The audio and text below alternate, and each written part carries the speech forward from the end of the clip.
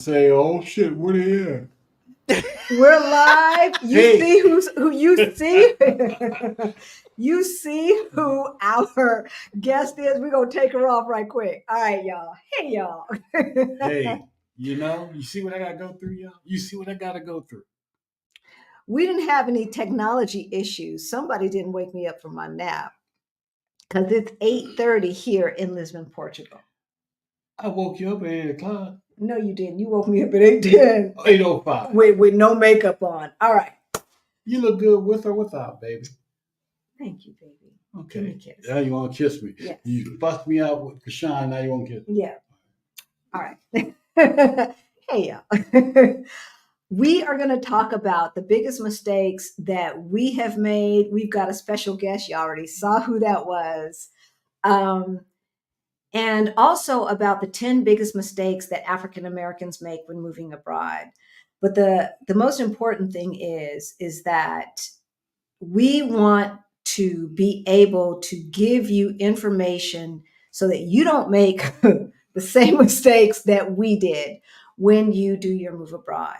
And there's two parts to that because there's the moving abroad and there's the living abroad. And so we're going to talk a little bit about the living abroad and the things that we did not prepare to live abroad, right? Sounds good. Right?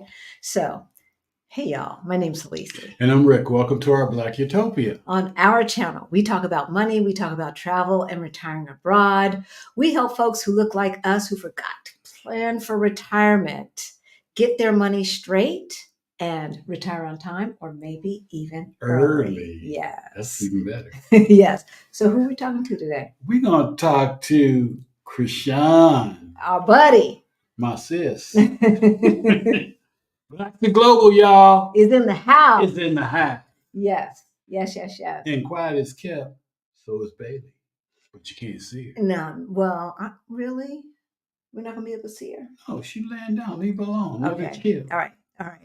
So those of you who do not know, we have partnered with Blaxit Global, not only for our Move to Portugal Virtual Summit, both last year, if you want the replays, and this year, if you want to get on the waiting list, because we're going to be back in full force in November, the first week in November. Go ahead and get that information in the description below. And next week, if you are watching in the early part of June, we have a meetup and there are still tickets available for our freedom celebration at Soul Kitchen and Bar. That's going to be at 6 o'clock next Monday. Wow. Oh my God, the 17th. Monday. We are 8 days away. I know, it creeped up us real quick. Yeah, it creeped up real quick. So if you are interested in all of that, the information is in the description below. If not, if you're new to our channel, then you might not know about 8 years ago, Rick and I got a wake-up call. We had a meeting with a so-called financial planner. Rick walked away very depressed. You were depressed, weren't you? Yes. He was depressed, but I had a plan. I had a plan. So we looked at our money and it looked crazy. Crazy.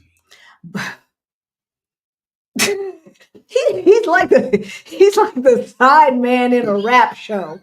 But you're Ed McMahon. Is that what you are? Yeah, Johnny, go on. All right.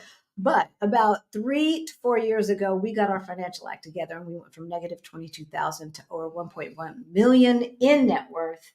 If we can do that, cha-ching. You can do that too. So all of the information to learn how we did that is in the description below. If you need extra help, we are available for one-on-one calls. Would you like me to laugh like Ed McMahon? No. Please. Oh. No, please. That's how he laughs. Please. Y'all watch Johnny Carson. No, before our time. Come on. Before our time. Come on. Before our time. All right. Hey, Krishan. Hey, lady. Hey. See what I go through?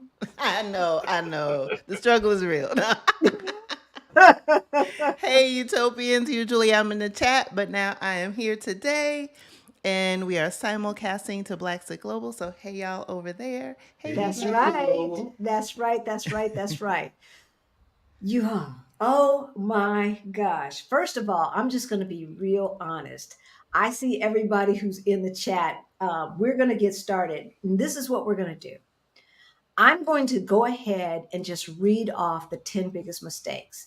If that's what you tuned in for, just the 10 biggest mistakes, all right, we got you. Insufficient research, ignoring visa requirements, underestimating language barriers. Number 4, inadequate financial planning. Number 5, overpacking or underpacking. Number 6, cultural insensitivity. Number 7, neglecting health insurance and healthcare concerns. Number 8, failing to plan for communications. Number 9, ignoring tax obligations. And number 10, lack of a support network or overlooking the importance of community. That's the 10 things that we are going to talk about today.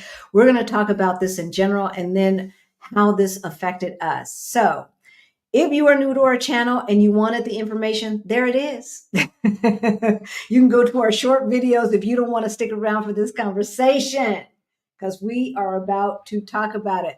Stephanie Perry is in the house. Hey, Steph. Hey, How sister you doing, Stephanie? friend. Professor LCH is in the house. Karen Louise is in the house. Action VJ is in the house. And we're gonna say hello to a lot more. But first, let Krishan introduce herself, because we never do a good job in telling all of the magnificence of our guests. I like that, the magnificence. Yes, baby, come on now. Hey, y'all. So, I'm Krishan. I'm the founder of Blaxit Global. I'm the host of the Blaxit Global podcast. We have turned 4 this year. This month makes 4 years of Blaxit Global. Wow. And if you are a Black person and you are looking to move abroad, I'm your girl. You can get the information, the inspiration, what you need to move abroad. So that is me in a nutshell. Yeah, but you also come up with these really cool sayings that people are probably coining. Don't live your life by default, but by design. Not by default. Yeah. Right? Yeah. And I have my isms. you have your isms, and they are brilliant. And the truth of the matter is that we were living our life by default. Oh, yeah. A lot of people Right? do. A lot of people do. And it was just like, what is the next thing in front of us? Mm-hmm. As opposed to what do we want our life to look like and how do we make that happen? So one of the things that we wanted to do was move abroad. We had these boards up, these vision boards, vision boards and maps and all of this stuff with absolutely no plan. Pictures of people we did not even know, but we liked what they was doing. With no plan. You have to have a vision first, but you also have to have a plan. So we'll talk about number 1, and then we'll say hello to the folks who are in the chat. Number 1, insufficient research. Now, this ain't you, Krishan. But Halisi and Rick came to their scouting trip without even knowing how to say hello in Portuguese. We knew what the tax scheme was, but we didn't know how to say hello, good afternoon, good evening, even though like I had learned Spanish. So I knew like you can't say just hello. It's going to be, buenos dias, buenas tardes, right? Buenas noches. What's up? What's up? What's up? Look, I was doing bom dia. It didn't matter what time of day. And then I thought I was learning before I got here on my scouting trip. Hey, I figured I was everybody doing knew Duolingo, which is Brazilian Portuguese. So look, I know. Yeah, I figured everybody knew who Martin was. So if you said "What the," they know what you was talking about. They weren't trying to hear that. They weren't trying to hear. They didn't understand. It's like who? What? They were not trying to hear that. And it's funny that you say about Duolingo, because we met with some subscribers at one of our favorite restaurants, and they were asking for juice, and they said suco or suco. I don't know how you pronounce it in Brazilian Portuguese. And I'm like, huh? And so sometimes I say in Spanish, gosh darn it, sometimes I say in Spanish, but um, but I know it in Portuguese, right? And it's not even similar in Spanish and Portuguese.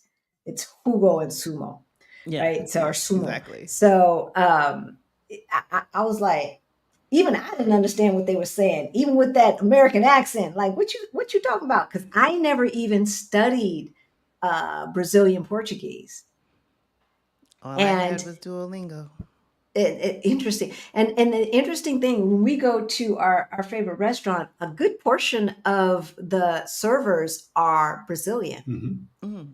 but we happen to not get a Brazilian server. And he was like, Oh. oh. He looked like Bailey. He went like this. I do not understand the words coming out of your mouth. I do not. I do not. And when she's like orange, and then she was trying to pronounce laranja, in Portuguese, orange juice. I was like, oh, naranja. Okay. Oh, I know what she's saying. Is it laranja or naranja? Laranja. Okay, so it's an L. Naranja is naranja is that's Spanish. But look, y'all, I speak Portugal. Anyway, so Yeah, once she because you said, kicked it up a notch because you're learning two languages at the same time. we have residency in Mexico. Okay, they were tripping this last couple of weeks. I don't know what's happening in Mexico, but they was tripping. They just got a woman president. That was good. They hired But her. the stuff that led up to the woman president was not good. Yeah, that was crazy. That was cray cray.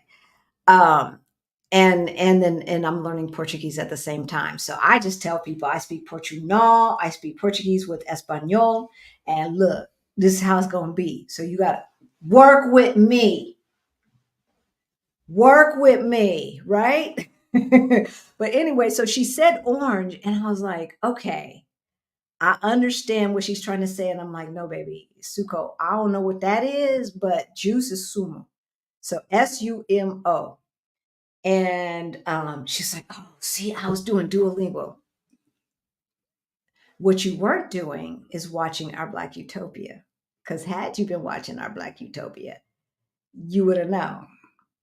Don't use that Duolingo with Brazilian Portuguese. Am I right? Am I right? No, no, no, no, no. But you know, the longer that I'm here, I'm starting to hear like the differences in dialect. Mm-hmm. You know, like bom dia versus bom dia. Yeah. And like the subtleties, which I kind of liken it to, you know, when you're in London and you're hearing Brits speak English versus American English, kind of the same. Or even when I was in New Zealand, there were just certain words that they are in English, but the meaning is completely different. Oh, 'Cause I said, really? oh Give us a yeah, for when instance. I had I went to my Airbnb and I remember I was putting things in the trunk of the car, and he said, "Oh, I you know where need you're any going. help?" And I said, "Oh no, I'm good. I just need to put it in the trunk." And he's like, "Trunk?" And I said, "Yeah, the trunk." He's Ain't like, no elephants "Trunk?" around here. And I'm Ain't no like, elephants around here. "Trunk?" He's like, "No, no, no, no. Chuck it in the boot." And I was like, In the "What?" boot. He's like, "No, chuck it in the boot." I'm like, "Wait, slow it down. Let's try that one more time." He's like, "Chuck it in the boot." They call the trunk a The boot. boot. And But chuck our it boot was would like be, throw it in the boot. yeah, Put it in throw the it boot. in the boot. And I'm like, chuck it in the boot. But, you know, saying it so fast. I was like, wait, what are you saying?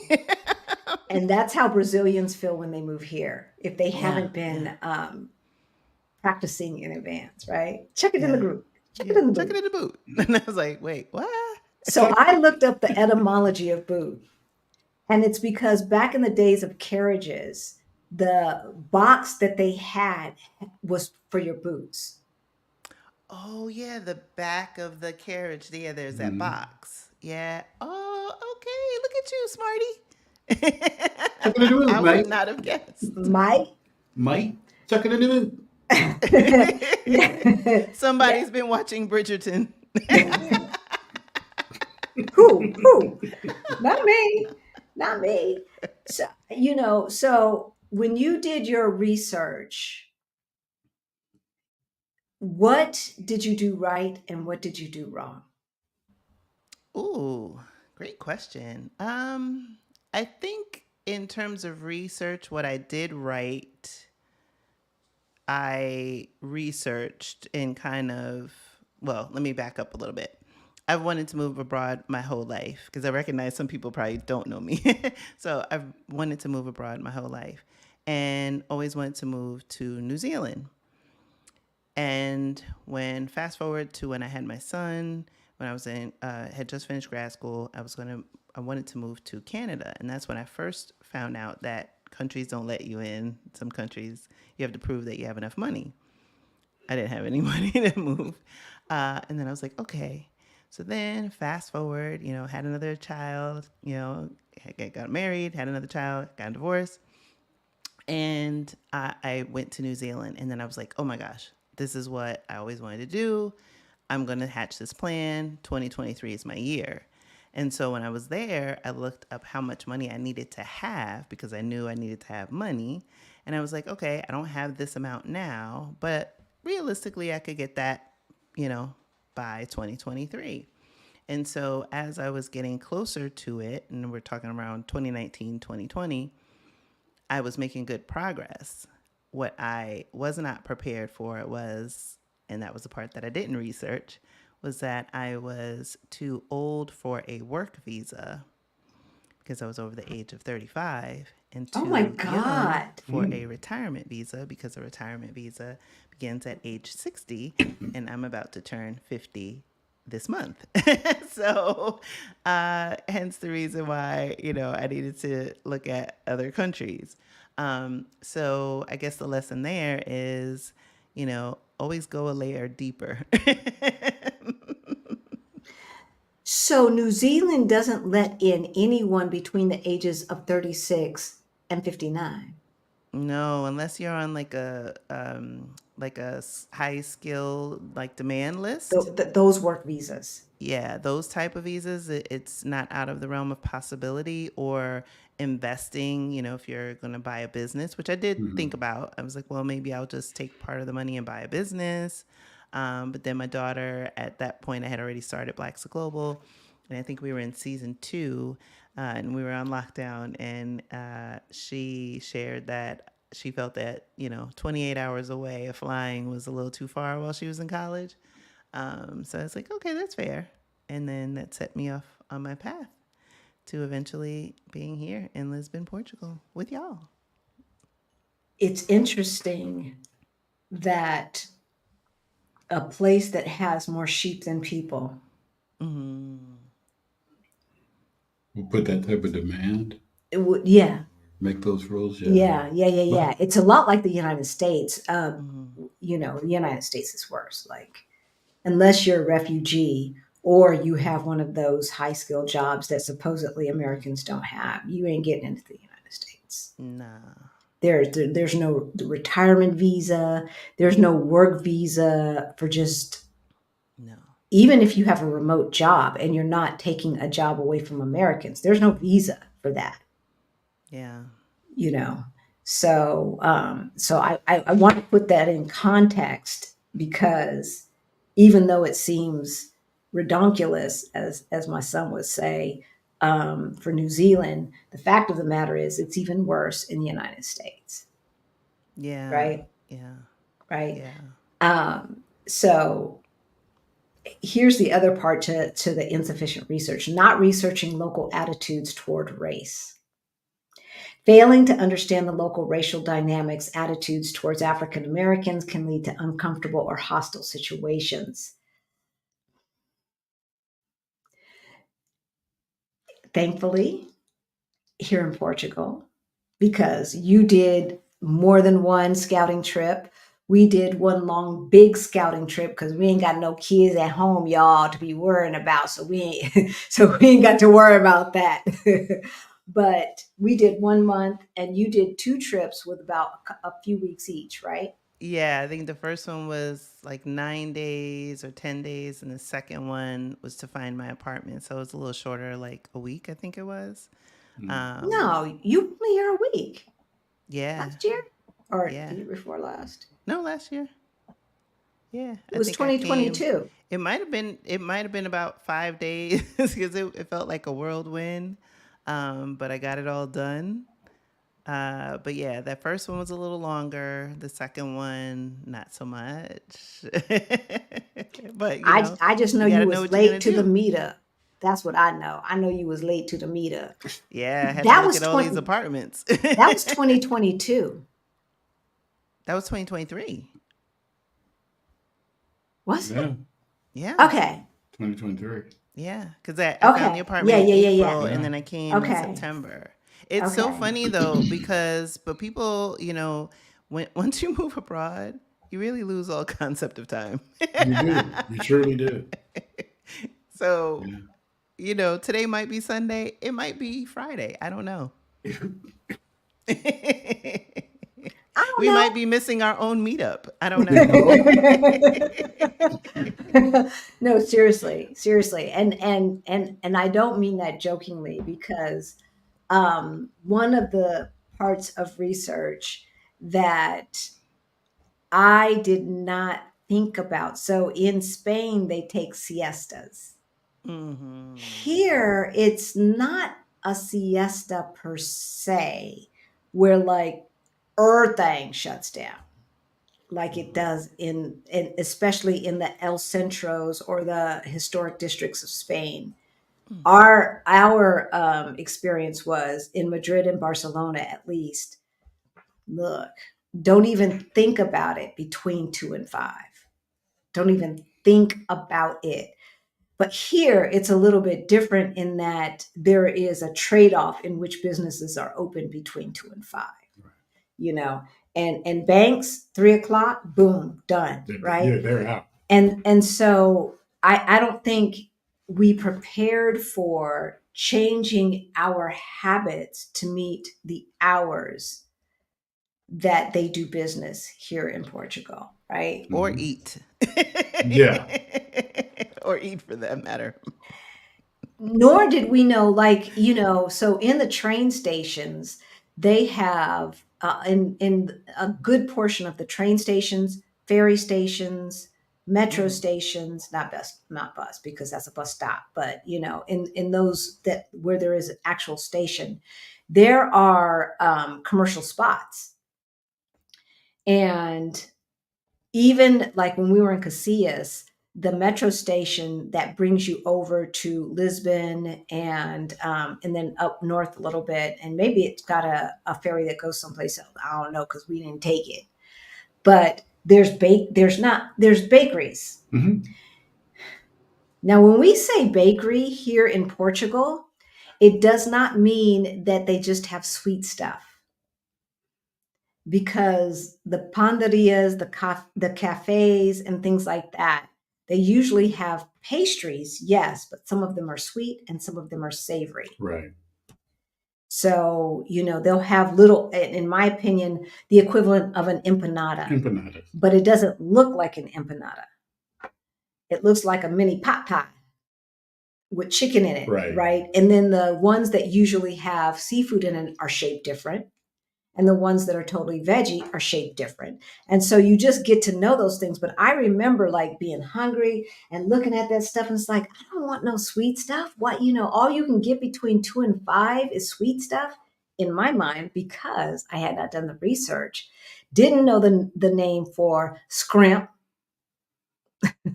chicken, beef, or meat, much less veggies. Mhm. Now, veggies is kind of, you could probably, if you know Spanish, you could probably figure that out. But I didn't look close enough because they might ask me something and I don't know what to say. So I would, don't get that eye contact, because if you get that eye contact, they go ask you a question. And my boy thought it was pretty good, but that's all I knew. So I'm Now they looking at don't this. even care. I always have headphones in my head, in my ear, and I walk, and it's like, oh, they're like, oh, like I can do like this, the horse blinders, and it's like, no, like yesterday I was walking Bailey, had the headphones in as I always do, and this gentleman was just like, hey, he was trying to find the closest mini preso or pingo dos. And I was like, okay, there's no mini presos where I live, but there's a pingo dos, but it's not close. And then I was like, trying to figure out directionally, like where it was. And then he's like, okay, whatever, like continent. And I was like, oh, continent, which is That just right down the there. path, right? So then I'm like, okay, continuar, right? But then and he's like, continue to what? Right? Which I would, if I was in a car, I would say that. But we're standing in front of the path and I'm just like, oh, I don't know how to like tell him that. So then I was like, okay, aquí, and I'm like walking, I'm like, aquí. And he's like, down the path, right? Continuar. He's like, izquierda, sí, continent. Because I was like, well, I wanted to say in between the buildings, but I couldn't say in between. I couldn't remember in between. I think it's Iolado. But in the moment, I couldn't remember. And then I That's was like, next oh. to. Our And then I is said, next to. I said atraste, which would be Yes. behind. Yeah. And then I was like, you'll see it. So I was like, okay, this is like the most rudimentary way that I can explain. But I did tell him, I was like, you follow un poco português, fala inglês. And he's like, oh, okay. But he found it. But you knew what he was asking. Mm-hmm. Oh yeah, I could understand him, See, but like my vocabulary is still pretty we limited. wouldn't have even been able to do that. Now I could, but like, Uh, you know, I yeah. don't know what you say. I don't understand the words coming out of your mouth.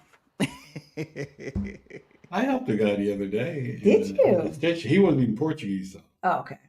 but he didn't speak English either. Oh. I don't know what he was speaking. How did you help him?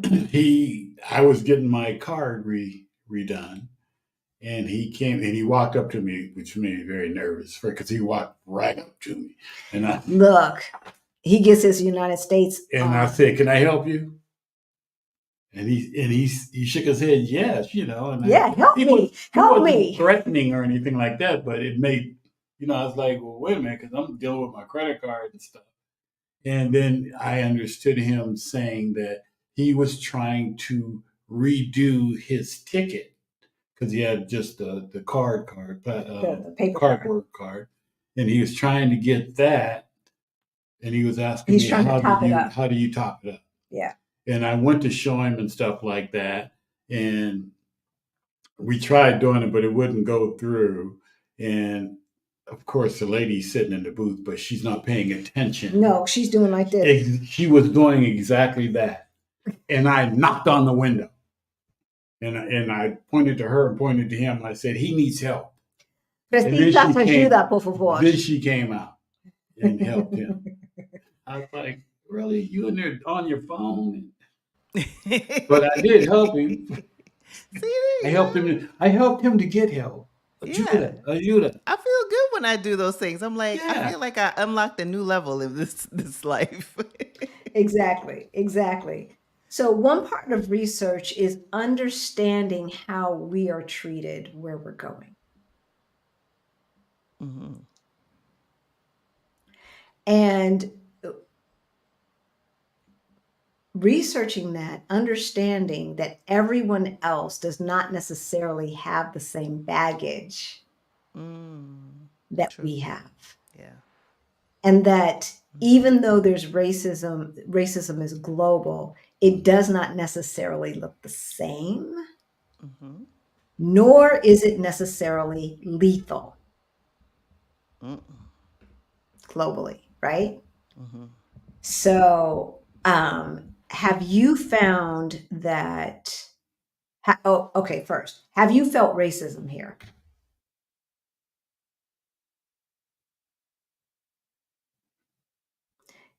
I think you're muted, baby. Yeah. There you go. Move the mic. Thank you. Nothing I could put my finger on. Yeah. I think the closest thing might have been the other day when I was at one of the restaurants that I go to. It's a chain, but I was at a different location. And they had free refills, and I was going to get my free refill. And then it became a point of controversy. But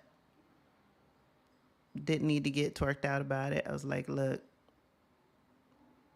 the girl was And training. free refills are not a thing here, by At and this place it large. is. Yeah. You And then know, they wanted tap me to buy water it you can get, again. right? See, tap water you can get free refills, And I was and that's like, not typical. So where were yeah. you at where they had free refills, and it was free refills for things other than water?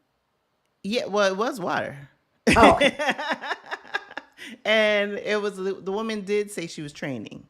And so she asked for clarification because I said, "Oh, I just need the bottle to do the free refill."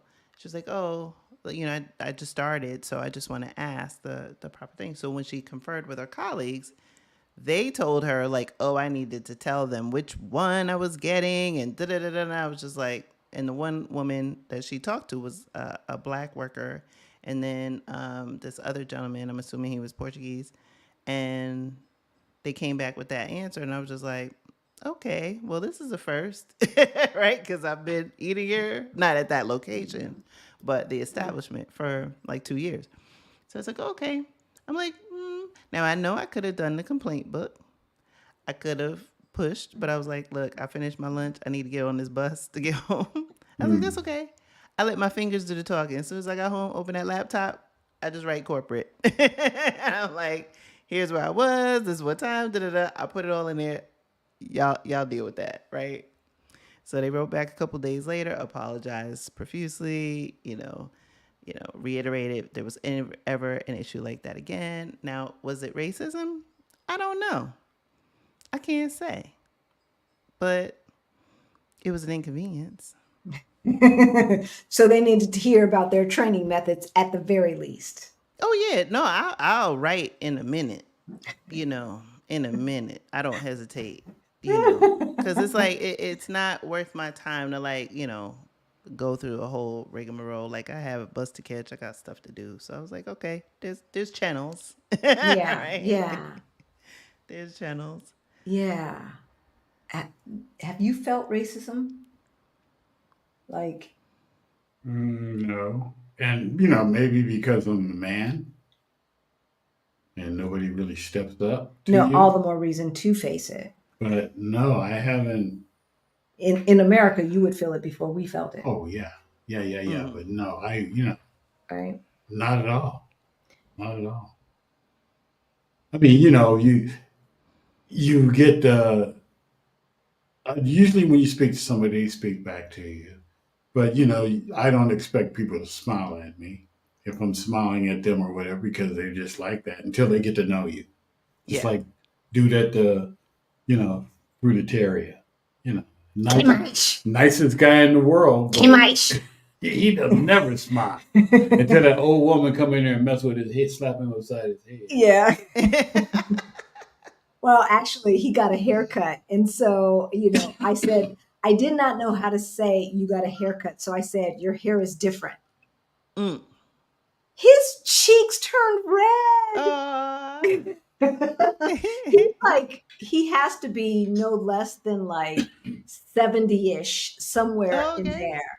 Okay, so he's, in my mind, he's grandpa age. Mm-hmm. And because I forget how old I am, he seems old enough to be my daddy. Now he might only be old enough to be my big brother, but in my mind, he's old enough to be my daddy. And yeah, his little cheeks got rosy and stuff, and he's like, "Yes, I got it cut. It's different, So I understood what he was saying in context. And Kimaish. But other than that, I don't know. I don't know the words coming out of his mouth. I don't, and even with the local people, before he knew that we weren't just at an Airbnb and that we were here in the neighborhood, I think it took about 2 or 3 months before he said more than Kimaish. Mm-hmm. And then finally he asked me where I was from. Oh, okay. And then when he heard United States, either way, he thought I was from England. And then, Yeah. I told him no, United States, which is funny to me because like our accents ain't the same. and it's No, interesting. they always You seem very surprised when you say Estados Unidos. It's like, wait, right? what? Like, what are Yeah. you doing here? And they can't understand, they don't hear the difference between our accents. No, they don't. So No. apparently, when we speak Portuguese, maybe we all, I don't know, maybe we all sound the same as far as English speaking folks go, Yeah. Yeah. right? Yeah. I don't know. I don't Mm-hmm. hear it, right? I can't Mm-hmm. hear it. But I tell you one thing, I hear the difference between how the apps tell me to speak and how these folks speak. Oh, it's Love. And we two right? totally different things. We'll get to that. We will get to that. Did you have something to add to that? No. Because we were like listening. Love. Okay, replay, listening, replay, Yeah. listening. Yeah. I put Yeah. something in Deeple yesterday because I was writing about now a card I needed to request. And I wrote it out and it translated. And then I noticed that it had like a play button so that it would read it back to me. Read So I it was like, back. oh, I wonder what it sounds like. And it was literally saying, my name is Krishan Wright and da da da da da, right? And where I live. And I was like, I don't even understand this. And I wrote it. You know? And how did they pronounce your name? Christian. Christian. Yeah, Christian. yeah. Christian. Yeah, all the Portuguese people, it's just like I probably butcher, Joao, right? I still open the O in some of the other names that are just not Hui, right? That I think there's still some that I could work on. So I don't correct it because it's just the way they hear it. And then phonetically it sounds to them just like phonetically I would read it as an English speaker as Rui and not Hui, Right. or Thankfully, Joao, he did. not Joao. Our friend Louis did not correct us. Yeah. Most of the time they won't. They'll be like, oh, or if you want to practice, they've been open to that. At least I got Louis right Yeah. So you've got it. and I still not. have to work on my R's. I, I don't do a I hard R, but it's still Clee. I still I gotta get do that. a French R, and I don't do an A. Clee. I don't do an H. I do a French R, a Paris French, not a Southern French. No, I do like a hakalugi. Yeah, right. There you Louis, go. Right Louis, there. Right Louis, there. Clee. Louis. But I start my more formal training in September, so hopefully by the fall I'll have the R down pat. That is the sound that I have the most difficulty with. It's yeah. After 7 years of French, I'm pronouncing it like that. And if I roll the R, look, be happy. I'm trying to roll this stuff. Oh, the Spanish R's, like I've been rolling that. I mean, I took Spanish for like 8 years, so Right? Like I see I don't remember Shanora. any of it. But Shanora in the chat. Hello, hello, hello. Good to see you. CK is hey, in the chat. Helen is in the chat. I think Helen's coming to the meetup. We know is who's Action coming to. BJ coming? He's Action coming. BJ. He's coming. Hey, y'all, here and ready to take notes. Hit that like button as you come in. We love you. We just Hey do. y'all. We just do. So did you get Like and that? Did you subscribe. get that R action VJ? Louis, Louis, Louis. So yeah, since you moving here, you need to Get that note. Make sure you take that note. Yeah, take them yeah. notes. Hey Tony, good to see you. Ricardo. Considering Lisbon in October this year, is this a good time in terms of weather and things to know? Oh yeah. Okay, so Tony Gamble, you are new here. Welcome. We love you. Welcome.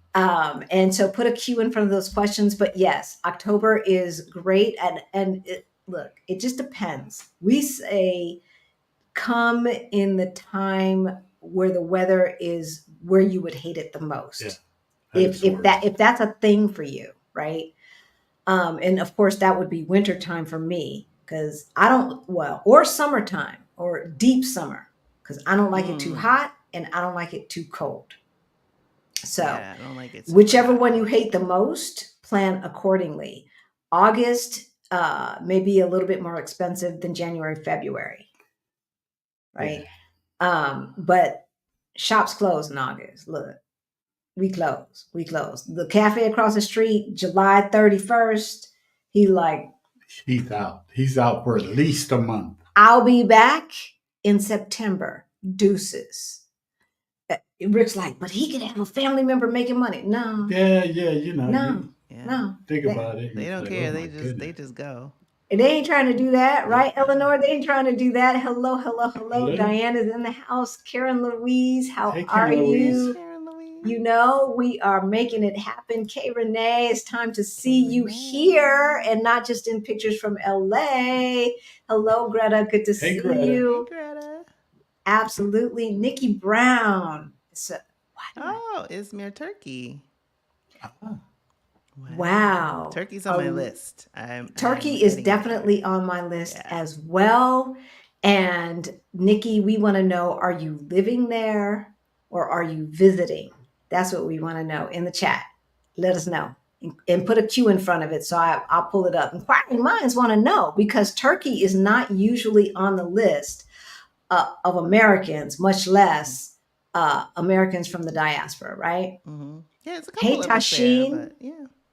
Tashin is logging in from Buffalo, and that looks like a new name as well. So welcome. It does look like that. Welcome. Chandra, are we going to see you next week? What's going on? Are we going to see you?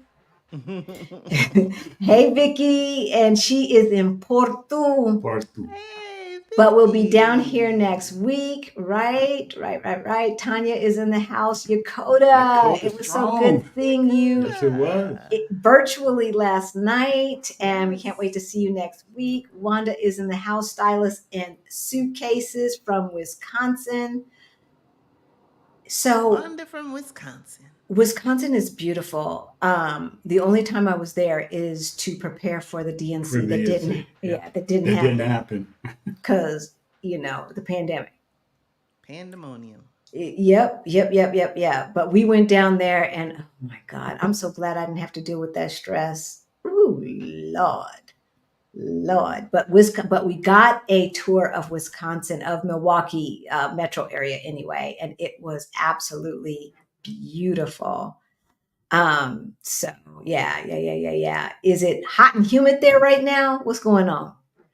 What is going on? Hey, Marguerite. Marguerite. How you doing, darling? We love you. Hey, Vicky. Good to see you. The ABX girl is in the house. Here's a new name, Dex C. Hello from Dallas. Dallas is in the house. There are so many Texans getting the up out of there. Out of there. I can't even tell you how many coaching clients that we have from Texas. It's like California and Texas is in the house. Hey, Geraldine, good to see you. Tracy is in the house from Annapolis, Maryland. Hey, Frederica. Getting your resident. Oh, congratulations on getting your residency card. Congratulations. Yeah. Okay, since she brought it up, let's just go ahead and talk about that right quick. Because number 2 is ignoring visa and residency requirements. Yes. One of the requirements for residency is that you remain in country for a certain amount of time. However, for Rick and I, for those of you who have been watching, y'all know, our residency visa expired mid-March. Mm-hmm. Our immigration appointment wasn't until the beginning of June. And then we had tickets to go to the United States at the end of June. How long did it take you to get your residency card, baby girl? 205 days. She's counting the days. 15 hours, 26 minutes. And I only know this because I seconds. asked Siri. I was like, okay, this is the date of my appointment. How many days was it? And she said 205 days. And I said, well, how many months is that? She said 6 weeks, 6 months, 4 weeks. And I was like, mind you, right? We have a whole Blaxit Global passport posse that has also moved abroad, right? Yeah. We're coming up, we're about 20 of us. And people that have come after, right? Part. Right, have gotten theirs but me and my good friend MK, who's in there, I won't say her whole name because I don't know if she want that part of her business out in the street, was the only ones waiting, and I'm like, What's going on? okay. But we were the only two who had our appointments. Well, one at the Lisbon office, and two, it was the same week that Ama had converted from Okay. the previous Ceph. Seth. So here I was thinking like, oh, well, it's the Lisbon office. It's the big one. It'll be more efficient. We're one of the first, not thinking that, oh, cutting over between agencies, people are training, like all the things. And then what was supposed to be a simple thing, next thing you hear, oh, there's a 350,000 applicant backlog. And then earlier, well, last week now, Tuesday, it had gotten to 400,000. I was like, oh gosh, who knows when this thing is going to come? And sure enough, out of the blue, Good. Friday, it arrived. That's almost 0.5% of the whole population. Yeah. That's huge. Yeah. I mean, when you say 0.5%, that doesn't sound like a lot. But when you think of 0.5% of the population, right? Because there's what, 300 million-ish in the United States. 300 325 million, million right? US. Yeah. So that means 1% would be 30,000. And then Yeah, Portugal's what, 10 million people? So right. yeah. So, right. So 1 million would be 10%. 100,000 would be 1%. Oh, so that's more than 1%. 4%, right? Yeah, That's a huge backlog. it is. And I so was how many like, months did it take you? 6, just shy of, yeah, the 15th would have made 7 months. So we say that to say, yeah, we're talking about research and we're going on to ignoring visa and residency requirements, which is number 2.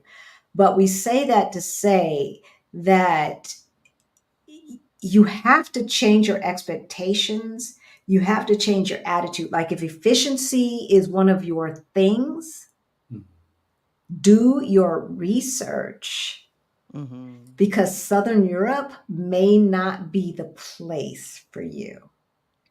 Because the bureaucracy in Southern Europe and then the culture of Southern Europe, which is more like we work from this time to this time. And at this time does not mean let's start cleaning up to go home. No, this time means we walking out the door. Yeah. Actually, I was reading in one of the sites today, people had an appointment, were there, showed up for the appointment at the AMA office. And it was 5 o'clock. No, it was 4:20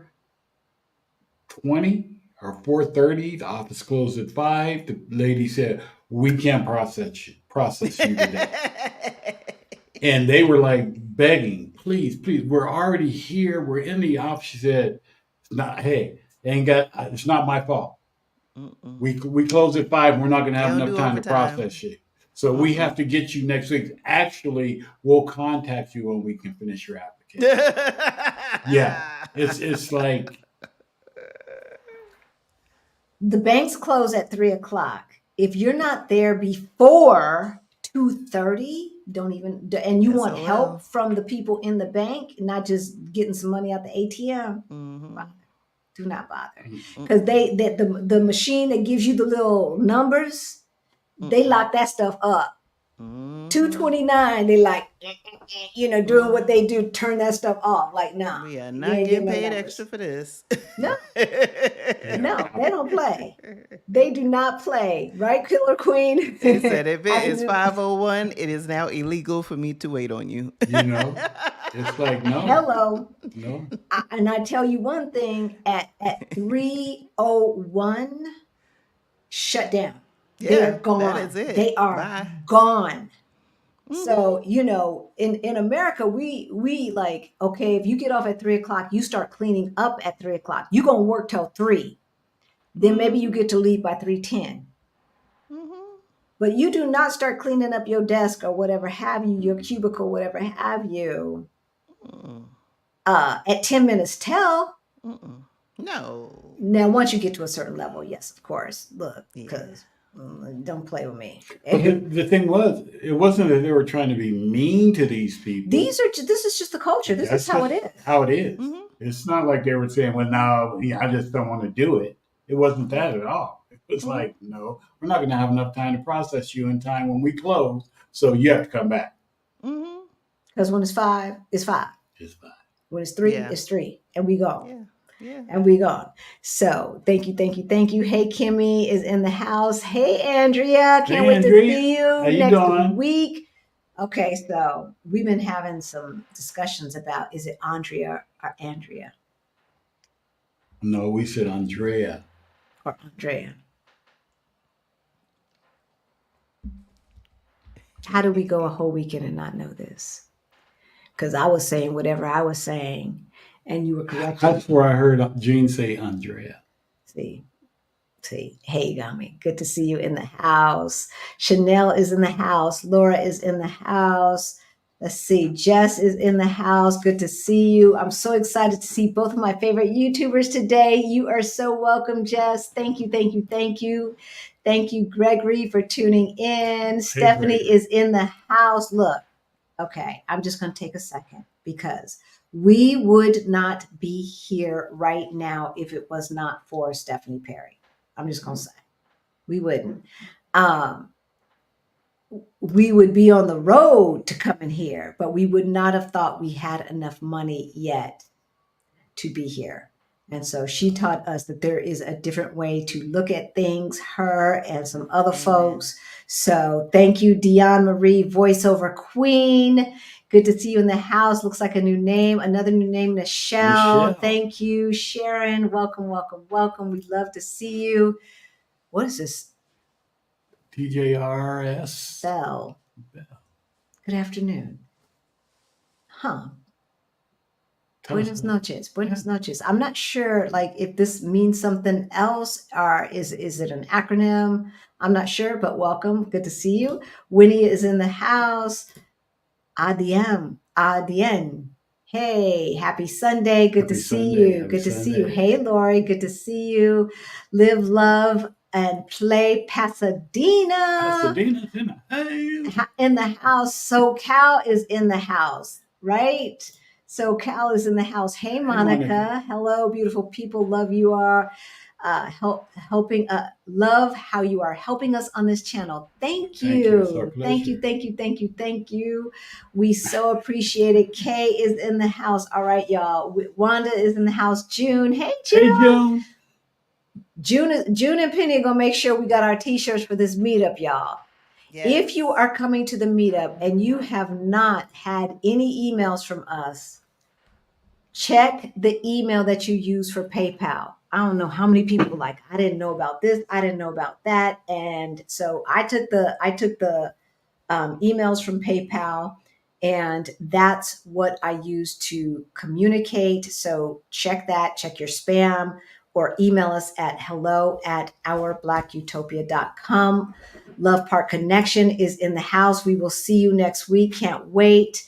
I'm going to mark the questions and the comments, and we will get to them in a minute. This is a new name, Miss Lady D. Write the vision and make it a plan. That's what I'm talking about. I think June said Krishan's thing needs to be on a t-shirt. Live your life by design and not default. It should be. It's funny. Someone emailed. Actually, it's a family member. Other side reached out and I haven't responded yet. So if you're watching, I'm gonna respond probably tomorrow. A cousin, one of my cousins on their other side, was asking about t-shirts, and I used to have t-shirts, but I haven't done them in a while except for the t-shirts that you have for the meetup. So I'm like, oh, you know what? Maybe I'll do some merch. Y'all let me know. I could bring back some favorites like our coasters, and we had the mug, although I don't have my mug here because I'm drinking my rosé tonight. We've I got love it. shirts, you know. By the way, So we might bring back some merch. because doesn't June do engraving too, glass engraving? I think she does engraving. I think she does the June stitching. is talented. Oh yeah, Right, right. so we can get all of it done. Gabrielle, I was about to call you Gabby. I don't know if you go by Gabby. Gabrielle, it's good to see you. Yes, you made it. You made it to a live. So we go live every Sunday at 3:30 Eastern time, and let's get to it. So number one was insufficient research. It was not smart, but we didn't have a choice. But it was not smart for us to land here on this continent and in this country without at least knowing how to greet people. Y'all, come on. I don't know what I thought. I don't know if I had done enough Google Earth walking around Lisbon and that I could read it and understand it. You know, even though some verbs are different, most of the verbs are the same or similar, that I was like, oh, I'm gonna pronounce this stuff in Spanish and they just gonna understand me. I remember when I tried to ask where was milk and I knew how to say where was, he understood that part. But the milk, Liete, laete, liete, Leche. liete. Leche. It's leche in Spanish, like Leche, liete. Leche or light. Because we It depends pronounce, on Light. who's speaking. Right. if it's Portuguese, it's the first way you say it. If Yeah. it's Brazilian, it's the first way you say it. If it's Yeah. right, like, so, and the man said to me, do you know English? I was so hurt. I was like, but Do it's I? I said Liete. Do I? Liete. So yeah, we should have. I was so busy trying to find a place for my dad, trying to get us, make sure all of our, stuff was in order, that I didn't even think about at least learning some basics of Portuguese before I came. And I was so arrogant in thinking that because I could read a good portion of it and because I knew a little bit of Spanish, that was going to fly. Mm-hmm. Mm-mm. Yeah. The only thing that I can say is the young people, in the shops and things were so sweet. And they're like, okay, so in Spanish, it's like this. In Portuguese, it's like that, right?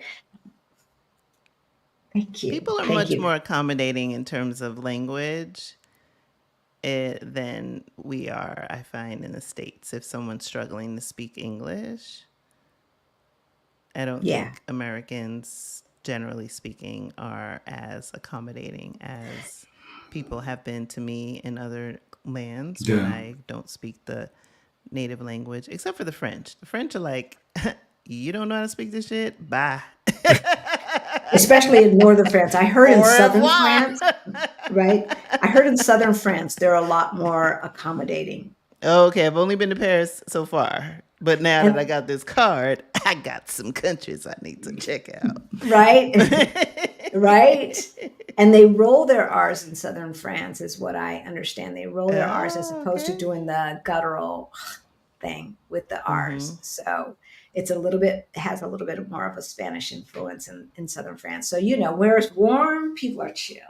Yeah. Mm-hmm. Oh, Where it's yeah. cooler, people, in Paris Where is you cooler. can drink alcohol in public, people right are there. chill. Okay. I love it. I love it.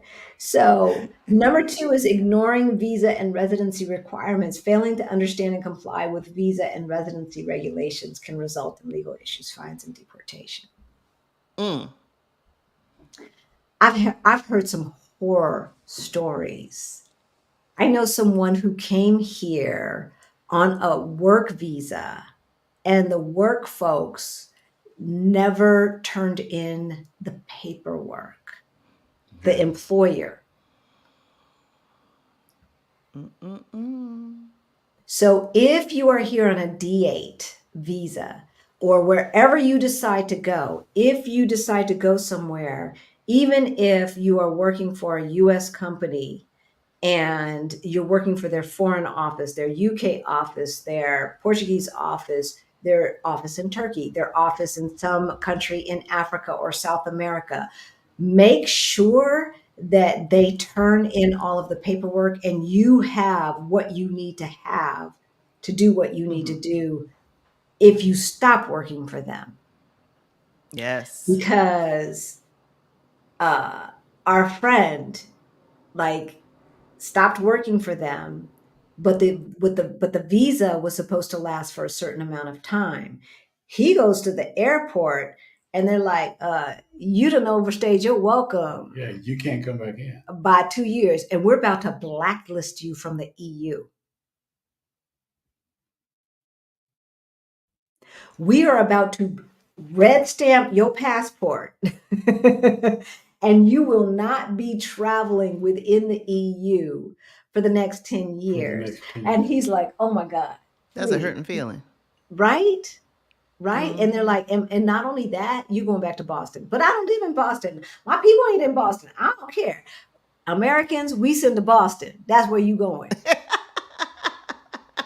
I guess that's where the original people docked back in the Oh my 1600s. gosh. Boston, right? That's where you going. Wow. So, There are very few things that have caused me to like really lose it. That if I experienced that, I would lose it. Yeah, Yeah. and they were gonna stamp his visa right then and there. His yeah. Ooh. passport Yeah. right there. Yeah. It's There's not there's like, well, very go few over things that here get and me we'll do that this. riled up. I think that No. would be one. Right? This person was like calling his former boss. Mm, Thankfully mm, he mm. had their personal phone numbers and stuff like that. And at first Don't burn calling the bridges. right, hello, calling the second in command, They be like, who right, this? second in command is like, oh no, you need to call first in command. First in command was like, well, my daughter was handling that. Wait, what? What? Repo baby. What are you talking about? I don't care who was handling it. I am sitting here about to get arrested up in this mug. You need to figure this stuff out. And but here's the thing. By and large, Portuguese are really kind people. Mhm. Really kind people. Mhm. And so um I think there's certain members of the Portuguese population that have been taking advantage of their immigration policy, and it's not Americans because we've got to go through hell and high water to get here, you know. And Yes. so, Yes. when he was leaving, he's like, "Well, I'm gonna give you a break. I'm not gonna stamp this because you're American. You're not the people that we're looking for, and I understand that some of this was out of your hands, and you made some assumptions." Mhm.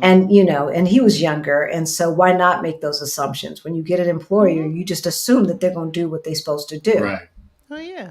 I mean, look, the reality of it is that we don't have many privileges extended to us as Black Americans, but that blue passport is one of the few. And so, hey, Yeah. I say spend 150, get it. It's 10 years. Enjoy the world. That's right, y'all. That's right. That's right. So I'm going to go on. So number 2, ignoring visa and residence requirements. So um, a lot of folks don't realize, and this is for the newbies, they don't realize that you don't have to denounce citizenship in the United States in order to get residency in another country. By and large, for Americans, residency is about your financial position. Can you afford to live there without government assistance? Number two, your commitment to the country. So whatever they require in that regard, like here in Portugal, they require you to have a lease on an apartment. They require you to have some health insurance because they don't want you to be a burden on their system, right? So financial, you've got accommodations, you've got health insurance, right? And you've got enough money to make sure that you've got the transportation. So the four big ones are food, transportation, healthcare, and housing accommodations, right? And so they want to make sure that you can take care of the big four. And that's probably going to be the case in most countries. Now, they might say financial is all that you need to have because we assume that if you make a certain amount of money, you can handle the rest. But some countries are like, nah, we need some personal insurance, health insurance up around here, and some other loopholes that you have to jump through. But it is very, very important that you understand a residency visa does not mean citizenship. No. It means residency. It means you can extend that tourist visa is anywhere from 3 months to 6 months. And in some places, a few places, 1 year. But if you want to stay more than that, and for the EU, it's 3 months. If you want to stay more than 3 months, then you have to have a residency visa. If you want to stay in Mexico for longer than 6 months, then you have to have a residency visa. If you want to stay in Georgia longer than a year, then you have to have a residency visa. And there's a couple other places that give Americans a year. So understand residency requirements, not citizenship requirements, but residency. Yeah, because homeboy was about to get deported. That's for real. All right, let's see what you guys are talking about. And then we'll let Krishan do number 3. Okay, we've got some questions. Do you need to be a resident of Portugal to purchase property there? No. It should be. With the way the housing market is going here, you know, it probably would be a good thing to do in a lot of countries that are experiencing extreme gentrification, right? And to make sure that those who are residents actually stay in country for a bit so that they can appreciate the local culture and what the local residents are going through and not just be buying up stuff Right. and jacking up prices. Krishan was saying that part. Pretty much. That part right there. Mm-hmm. ACK, how can you research race perceptions in foreign countries? Well, you got to come visit. Oh, I think What someone you've did a done. video on that. Yeah.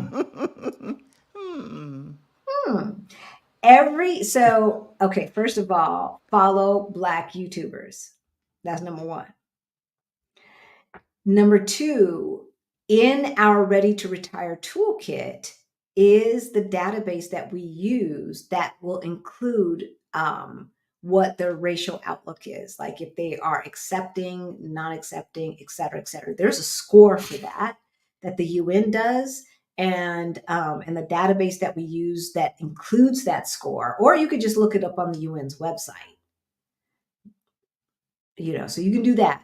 But if you want it for each of the cities or countries that you are, because I think it's countrywide, I don't think it's citywide. So the database is countrywide. So if you want to do it specifically to the country that you're thinking about, get our Ready to Retire toolkit. It's free. It's in the description below, and it includes the databases that we use that includes that information. Do you want to add something to that, Miss Blaxit Global? No, I think you nailed it. Yeah. Also visiting it. And then secondly, because we know of people, hey Teddy, who have lived here in Portugal and swear up and down it's just as bad as the United States. Nah. It's a matter of perception, of course, yeah.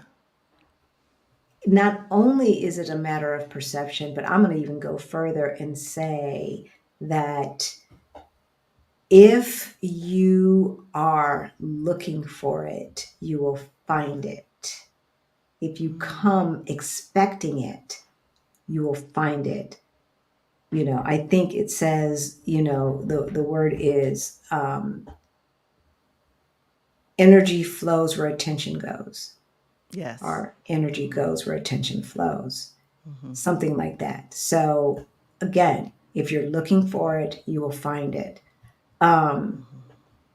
We were looking for it when we first came because that's what we do. We're African American. That's what we do, right? But it took a minute for us to realize that what we might think is racism is actually just their culture. Like, ain't nobody getting a check before they ask in the restaurant, right? They're going to let you sit there. They're going to let you sit there. They're not ignoring you. They are showing you respect by not urging you out, Yeah. Oh, I close right? out a restaurant in a minute. I'm Right? notorious. Right? So dealing with research, is pointing considered offensive or rude there? Not here in Portugal, but good point, Jess. Like, we were talking about the nod. There's a lot of people from the diaspora here in the Lisbon metro area and in Portugal in general, but especially the Lisbon metro area. But folks from Africa, and I was about to say Cabo Verde, but that's part of Africa, and then people from Brazil. There's lots of Black people here from other countries. They're not African American; they're from the African diaspora, and they ain't no pots and no none. There's no personal nod, and a lot of times they won't speak to you. No. If you say hello or a greeting, they won't speak to you. And sometimes they'll look away from you. But, not that they're disrespecting you or anything like that. It's just, I think a lot of it is a culture thing because I saw the same thing in Africa. Yeah. So, it's understanding culture, right? It really is understanding culture. So, Jess, that is a very, very good point. You really, if you get to a place that you're scouting and you find behavior that you find offensive, Google it, and you will find the answers as far as what the cultural norms are when it comes to those interactions on the street with strangers. To look people in the eyes is offensive in some places.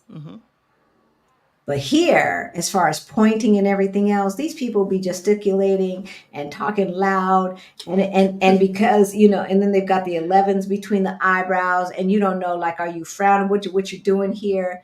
And then you look at their face, and there's a smile. It's like, oh, you're just excited about something. You're not yelling or screaming. You're just excited about something. Look, it's going to be different everywhere you go. Yep. Okay. Marcia. Hi, everyone. Hey, Marcia. Any suggestions on how to make connections with other expats? I'm retiring to the DR. Sometimes I feel like if I ask another expat a question, they want to get paid. Do you have any suggestions, Krishan? It depends. I mean, like if you want to make connections, there's a lot of great groups, right? There's Facebook groups. You can look Black expats in DR. There's the expat app that our friend Char Winter has founded. There's a lot of communities. There's Exodus Summit. And so you can ask general questions. But I think when you get to more specific, sometimes I see people in groups ask questions that are hyper specific or almost unanswerable because you don't have enough information. That's why I say you need to go a layer deeper and find someone that you trust, and it will require you putting money down to either book a consult, no different than you would for visa or anything else. Sometimes people are a little skittish about that, but I look at it this way. If it's going to get you to your result faster, then do so. And I also say that you should pay people for their time. You don't go to work because you're bored and you're benevolent. You go to work because you want to get money in exchange for your time. It's no different. Time and your knowledge. Yeah. Yeah. So, and the other part of that, Marcia, is that at least here in Portugal and in Mexico, there are expat slash immigrant WhatsApp groups. And so, general questions like, where can I find some leave-in conditioner for Black folks' hair, right? General, hey, Bailey. Hey, Bailey. General questions like that usually will be answered in either the Facebook group or the WhatsApp group. Where can I find a barber? Things like that. But when you start asking, like, what are all the things that I need to bring to my immigration appointment? What are all the things that I need to bring to my visa appointment? You're going to probably have to pay. Not, or like for us, just watch all the videos and you'll get all of those information. Now, all of that information for Portugal, right? Like for Mexico and Portugal, we've got videos on that. If you don't want to wade through that, then yeah, you've got to book time. But we've given away all of the information for free. And a lot of YouTubers give away all of this information for free. But it's just that people don't want to take the time to watch all of the videos to get that information for free. But here in Portugal, and I know in Mexico as well, there are WhatsApp groups. If you are planning to travel internationally, you need to be on WhatsApp. If you are planning to travel internationally, you need to have a phone that is a smartphone.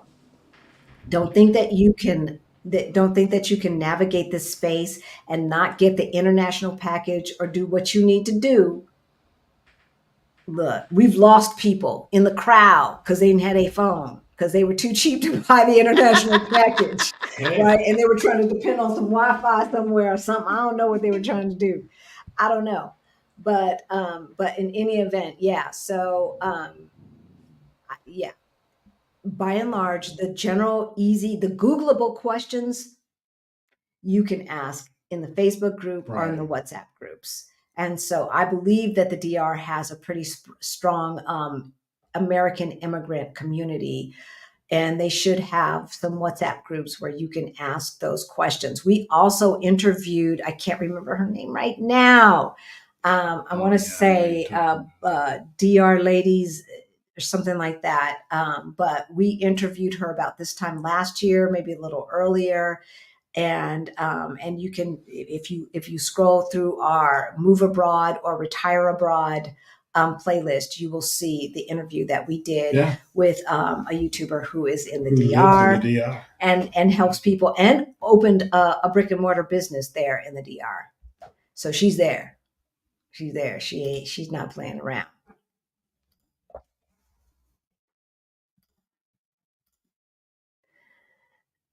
Okay. Do you have Portuguese pals that you only speak Portuguese with regularly?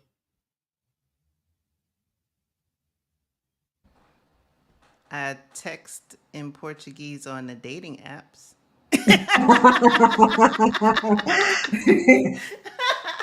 On your own or with the help of Deeple or Reverso.net? I start on my own because I can do, the basics. I can go a couple minutes of the conversation, but then I need some like Google Translate. And I know my grammar is jacked up. Yeah. But do you understand the words coming out of my mouth? It's gotta be in the right mood too, because if I have to start thinking, that's not gonna work. It starts to hurt. So Nichelle, we don't. Nichelle said not the dating apps. I haven't even looked at the live yet.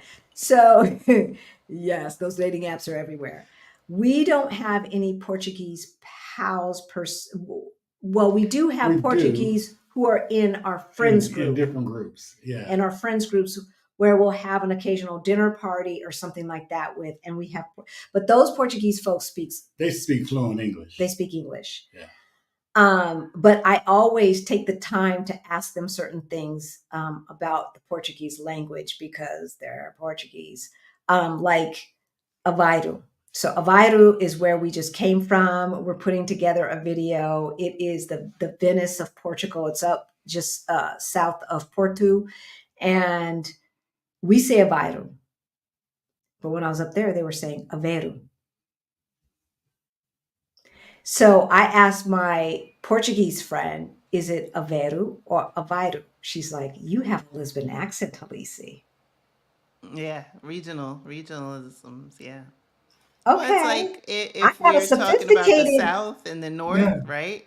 Exactly. So we'll say I'm going to the store, and then in the South, I'll say I'm fixing to go to the store, right? There's going to be all these little nuances.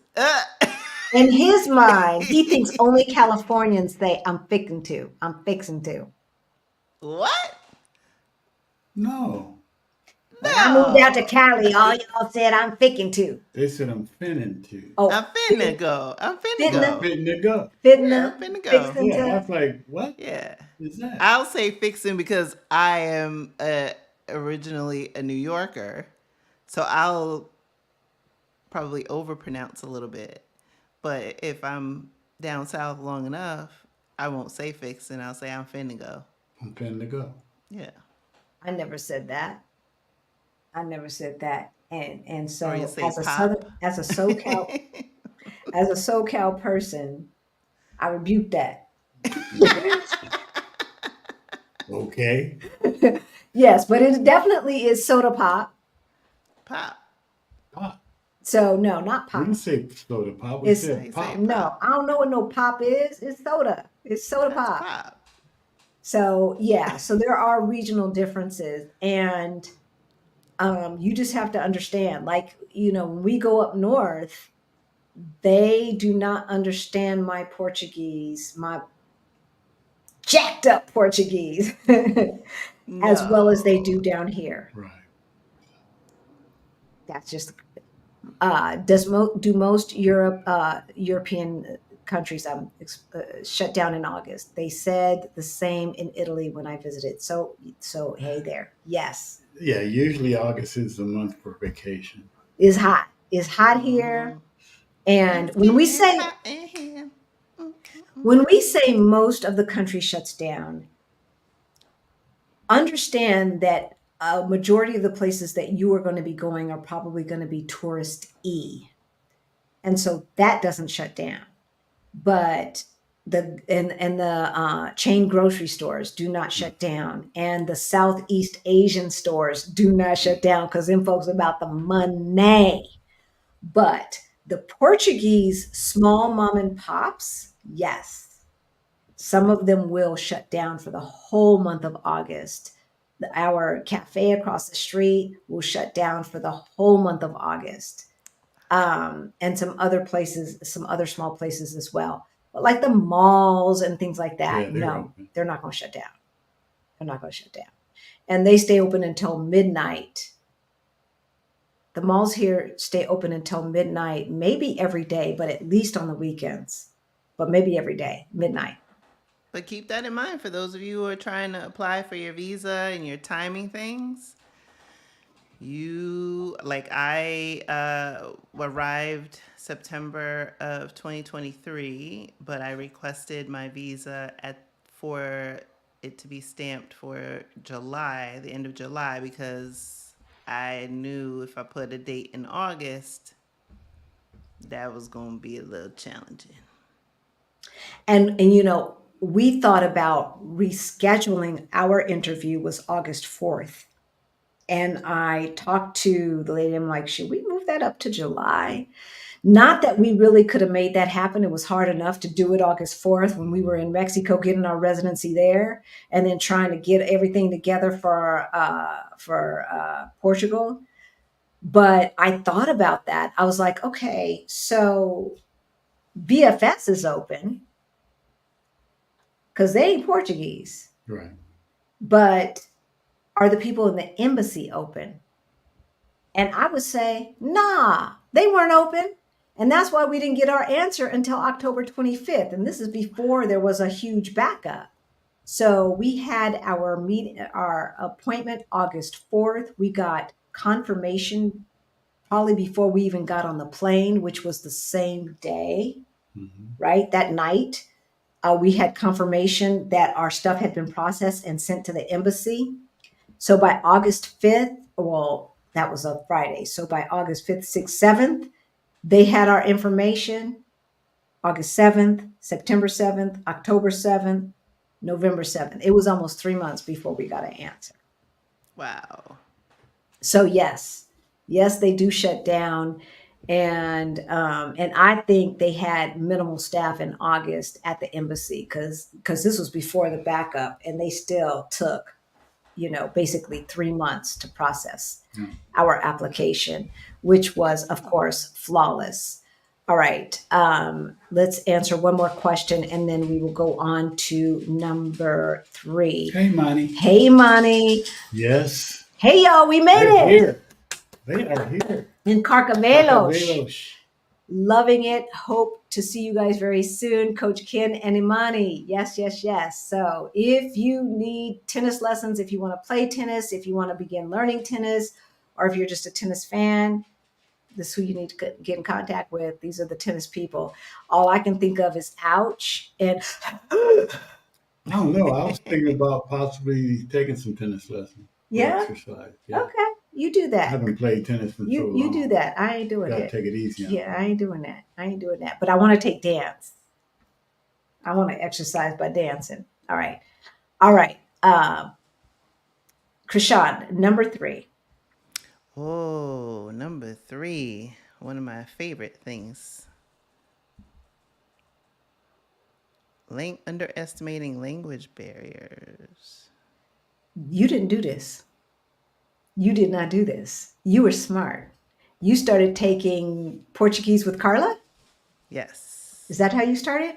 Yes. I took Portuguese with Carla, which I still do. And that gave me a great foundation, especially with the pronunciation and increasing my vocabulary. And so I had a good base. Bailey's trying to speak, but she's not. We trying love to speak. Bailey. That's okay. But yeah, it gave me a good foundation. And then being here and listening to the TV, listening to native speakers also helps. Where I live, English is not widely spoken, so it forces me to use my Portuguese every day. I feel like my Portuguese is more transactional. Like I can order food, I can go to the grocery store, I can get on the bus, I can ask for directions for the most part. But the layer deeper is the part that I want to work towards, which is why I'm starting language classes in the fall. She's trying to compete with me, y'all. And so I can get conversational. But I also, like I said, because of where my neighborhood is. Now, if I was in city center of Lisbon, different parts of the city, I could probably lean on English a little bit more. I do realize when I go into the city, certain parts of it, I don't use my Portuguese, but where I live, I use it all the time.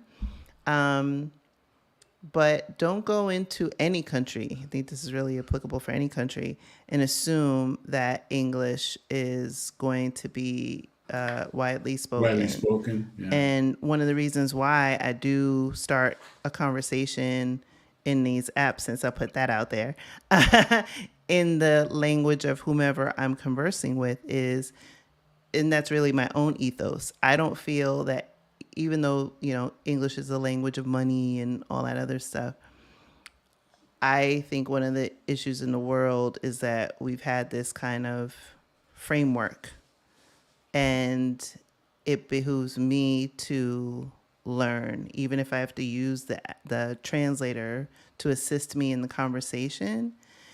It's only going to enrich my experience, right, to learn. And I also don't feel like people need to always accommodate me as an English speaker. When I encounter people in other parts of the world, English is one of several languages. When we're in America, we hear someone and they say, "Oh, I speak, another language or several," and we're like, "Oh, wow, a polyglot." Now living here, we're surrounded by polyglots, Mm-hmm. right? and Right? and now I'm like, "Oh, I only speak English," right? So I mean, working on Portuguese. But it's that's why, like I said, my own personal ethos is that I want to, and I have when I've gone to other countries, when I've gone to Greece, France, I learn just the basic, greetings and things like that. Um, I think it does make a difference. It makes a difference in your experience. And I think when locals hear you try and see you try, I think it goes a long way. Yeah. In every place except for Paris. Yeah. They ain't got no patience for nothing. Nah. And luckily I had my friend Marsha who was living there. So she became my voice, but after a while, like that became old. And then before I started taking Portuguese, I was on a track of doing Duolingo, just to learn some French because I was like, oh, next time I go back. That was the only country that I really didn't put a lot of effort because I knew my friend was fluent. But Right. I won't do that again. I won't do that again. Because then you're stuck with them as well. Like, then Yeah. it may be a little bit uncomfortable for those who are totally ignorant of the language to like, Mm-hmm. okay, well, I'm gonna go get breakfast today, especially your Airbnb. I'm gonna go down to the coffee shop and pick up some this and that and the other, Yeah. and you don't feel comfortable doing that alone. You Mm-hmm. know, Yeah. Yeah. French comes back when I don't want it to. After 7 years of French, I'll be saying something, and my tutor or somebody else will say, "I think that's Mm-hmm. French, Alisi. I think that's French." Mm-hmm. Yeah. But It's, it's no, funny no, though. it's not. No, it's not. I know what I'm saying. The things that come to you out of the blue when you don't want them to, or sometimes words don't come to me in the moment, like when I think I need them. But if I'm upset, I found like words come to me. Like when I was in Costa Rica and I was having issues with the Uber because Uber was legal and this whole thing, and the Spanish started coming back because I was in crisis and I needed to Mm-hmm. like communicate. I found that that was the case, but typically, it's funny though, the more I encounter people, because I joined a dinner club here, and I went to a dinner, like I think it was like 2 or 3 weeks ago, and it was me and another American who was the host, one of the hosts, a gentleman from Turkey, and who was also a host, two people from Russia, one woman from Lisbon who lived also who was splitting her time between Lisbon and the UK, which is native Portuguese, and a woman who was Argentinian, and a gentleman from the UK. And so the conversation was in English as the, common language in the conversation. But I also find that what the Russian couple were saying is that like they don't get exposure to English in their country. And Mm-hmm. so it's by listening to music and other things like that. And even then, it's still very like kind of like probably my Portuguese, right? Very broken and fragmented, not, doesn't have that flow. But it was by being around more native English speakers, and they were saying they prefer American English because American English is easier to understand because we're kind of like a slower paced Right. speakers And than we don't me. have 10 vowels for one vowel like they Yeah, did. than our UK counterparts. We love you, UK, but y'all talk weird. Yeah, I I can't. mean, I actually love the British accent, but yeah, like, yeah, they put a lot of stuff into one syllable. They really, really do. And you don't realize that until you hear differently, right? Hmm. You really don't. Um, I think, the main thing is with underestimating the language barrier, we do not want to go through this world operating like colonizers. And we want, and because we were shown as people from the diaspora, if you're from the diaspora, then I can pretty much guarantee you that you have been disrespected and that your culture has been disrespected in the country that you are in. And understanding that we don't want to be those same people. We don't want to treat other people the way we were treated. We want to treat people the way we want to be treated. And with Mm-hmm. that, our culture, our religion, our language was not respected because they didn't view us as human beings in the United Mm-hmm. States. But for other people from the diaspora who were not necessarily enslaved but colonized, the same is true. And so when Mm-hmm. we show up to other lands, especially when we show up to other lands where we make more money than those indigenous people, be them Portuguese, uh, uh, Taiwanese, or what have you, we should show up with our home training. Yeah.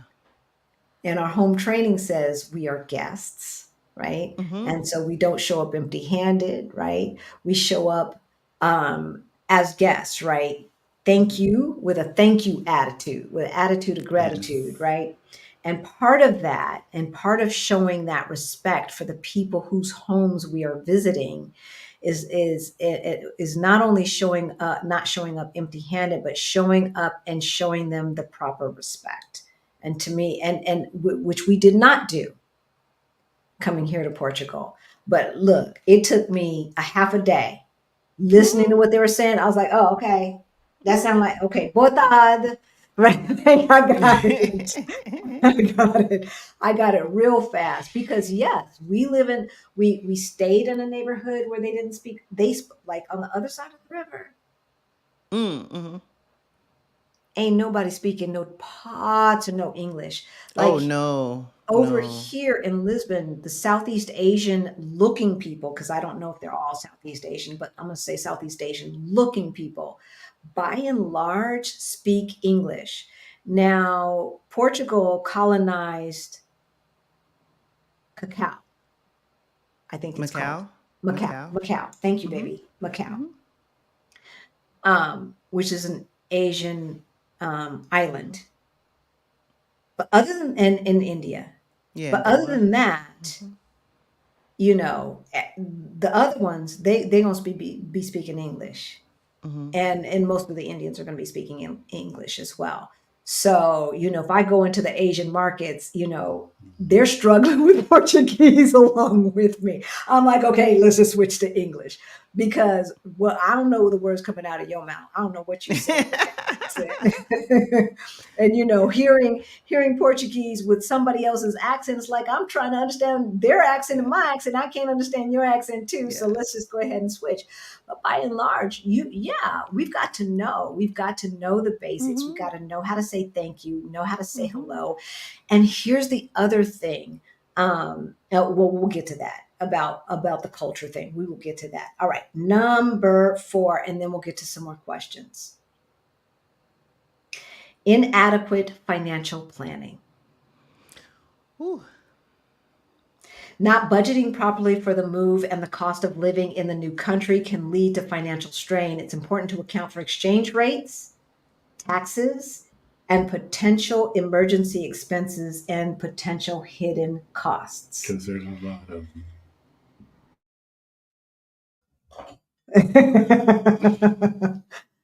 So I would say, Krishan, you probably did a better job planning financially than we did Mm-hmm. because you had more time. Yeah. You gave yourself more time Yeah. or made yourself create more time. Mm-hmm. I was like, by the time we decided, I was at my wits' end. I was like, no, we got to get out now. Mm-hmm. I can't Yeah, take you this no figure it more. out. Yeah, and we figured it out. Yeah. I knew what the tax scheme was, but I don't think I properly appreciated the nuances. Mm. So as far as the taxes, you talked to someone, a tax person, before you even moved. Yes. Yes. About almost a year before, because I don't like a lot of surprises. So, especially when it comes to my money. So, I shared with them what my sources of income were at present and what I anticipated as being sources of income so that they could let me know like what category or class of categorization it would be in Portugal. So would the tax rate change based on that or even be applicable at all? And it was just to give me kind of like a cursory understanding, but it was super helpful. And I recommend that to anybody because sometimes I see, I'm in a lot of groups, as are you guys. And so people ask these questions, and, you know, the advice is what you pay for it, right? When you're making these questions in public forums where there's thousands of people in there, you're going to get 1,000 different answers. And how are you going to sift through and know the right answer that's applicable to your specific situation? Which is what goes back to the earlier question about, paying money. Sometimes you do have to pay the money. Um, and so, it was worth me finding that out. And so Yeah. now I'm in the midst of filing my taxes here. And, I don't anticipate any hiccups or any surprises. I think the only surprise for me was that for the short amount of time that I was in country that I did have to file, I think that was the only surprise. Um, but, planning, I think if I had to do it again, the only thing I would have done differently with respect to that is I would have put more money in a brokerage account or other accounts that were outside of retirement accounts. So when I was making my plan in 2017 for my Blaxit in 2023, I don't think I would have stopped putting money in like my 401k and all those things, but I would have been more cognizant of putting things in my brokerage account and less in like savings and checking to give Yeah. me like a bigger runway. But I think that would Yeah. be the only thing. And so it's interesting, and this is part of research and financial planning. Mm-hmm. Um, the whole tax thing here, you get differing answers Mm-hmm. because we were told you are not a tax resident until you get that card. Mm. And some say 180 days. Yeah. 180 days from when? Like Yeah, we moved yeah. here on a tourist visa, Yeah, exactly. And then right? then it's like no rhyme or reason. And then there's no extensions. It's not like the US. The taxes are due by this date. Oh no, And you do. You get an yeah. extension. You can get an extension till the end of the year. So we found that out. Here?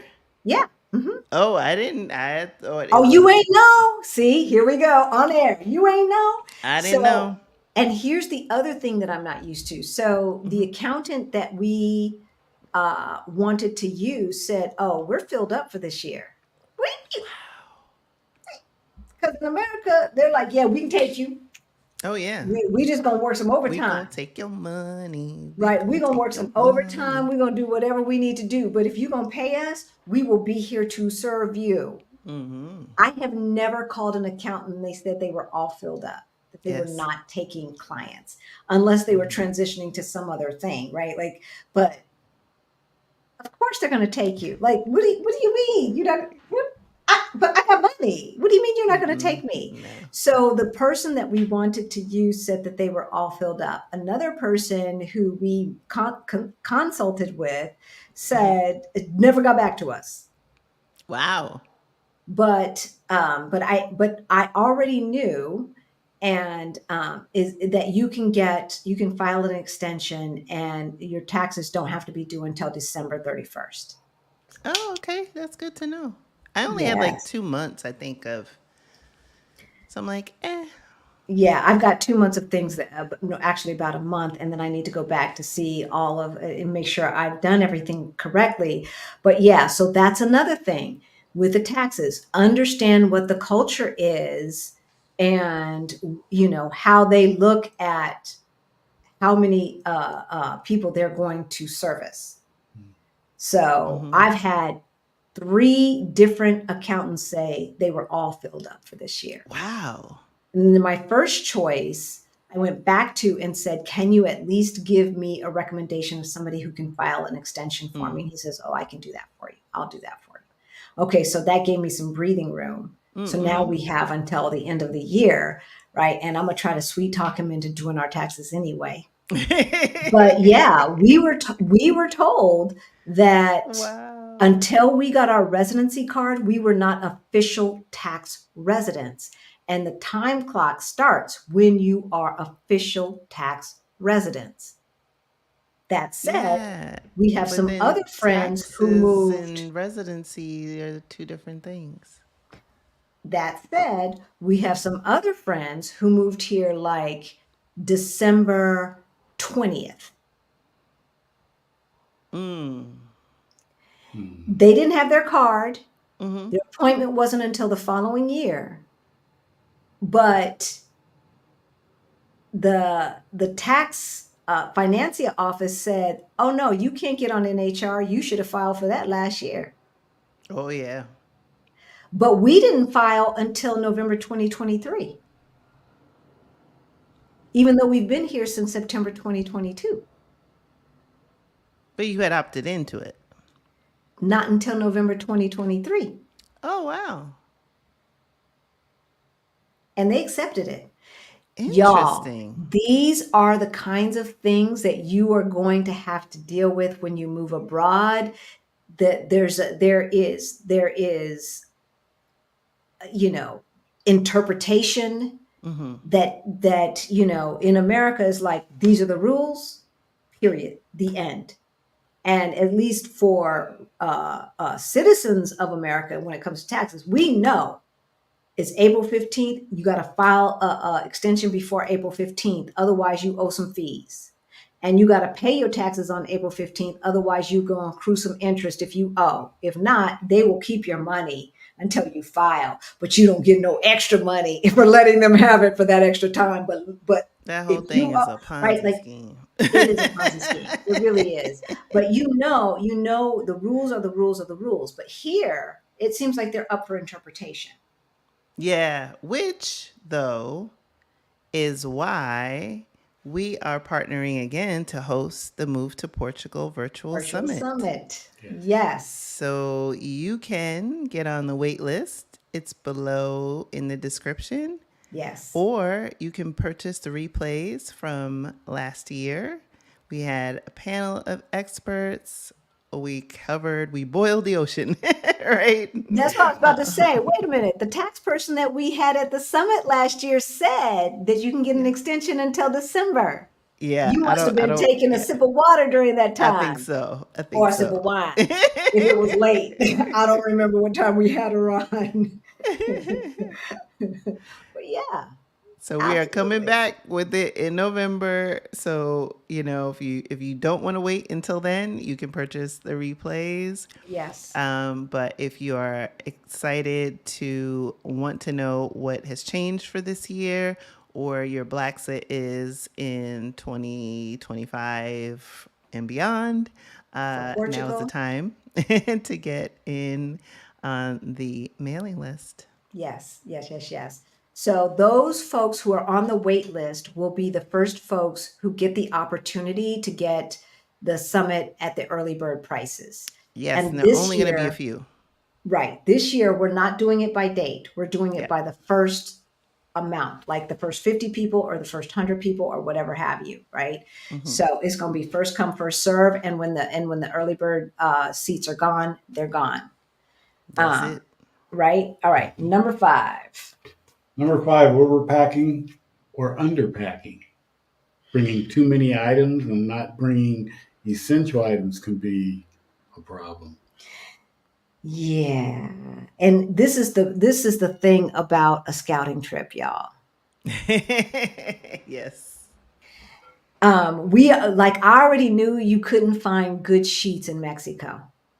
So when we went to Mexico, I brought my sheets. Even for the Airbnb, I brought my sheets. You know, I I got a thing about my sheets. I Oh don't like cheap yeah. sheets. I don't like crunchy sheets. I don't like thin towels. I don't like small Nobody wants towels. to get cut up while they sleeping. Right? I want to get paper cuts in my sleep. Right? Exactly. Exactly. Now they do have good bedding here, but not at the same price. Yeah. Oh yeah. Sheets are Not at the same expensive. price. Right? And so is there anything that we brought when we moved that you think was superfluous that we didn't need to bring? No, I think everything we brought, we needed to have. Krishan? Oh, I brought. Besides your cadre of hair product. Yeah, yeah. The hair stuff I didn't mess with. I was like, no, I gotta have my stuff. Um, no, there wasn't anything that I brought that I feel that I needed to, or something that I got rid of. I kind of went back and forth, like, should I have gotten rid of all my shoes? I think in retrospect, it might have been a mistake to get rid of my shoes. So let me explain. For those of you who have not been to Portugal or parts of Europe, so old timey place, right? Cobblestones. You'll see it in Greece, Italy, Portugal, a lot of the places, right? And so wearing heels, you might fall and bust your ass. It just might happen, right? Especially if it's I wet. found an old woman laying on the ground a few days ago when I was walking the dog, right? So it can happen. It does happen. And so I was like, oh, you know what? Sneakers. Plus, I'm getting older. You know, I have nothing to prove anymore. So I was like, you know what? I know that's right. I'm going to leave these. I'm more of a chunky heel type chick anyway, but I was like, you know what? It's fine. I'll embrace it. Uh, the thing that I did not do, because I'm also not a shopper, is I failed to research. I will say that was probably one of my biggest mistakes. I wear a size 11. Women's, not men's. Women's. And on average, Portuguese people, Portuguese women are not of the same height, and therefore their feet are not as long as mine. And so it is not possible for me to find a US size 11 here, which I think the equivalent is a European 43, 42, somewhere around there. Yeah. So I had to go to Bigger than that, Italy. baby. Bigger than that. I mean, you could preserve my ego a little bit. Well, just I'm at a 9 and I know what I wear, so you know. No chill, no chill.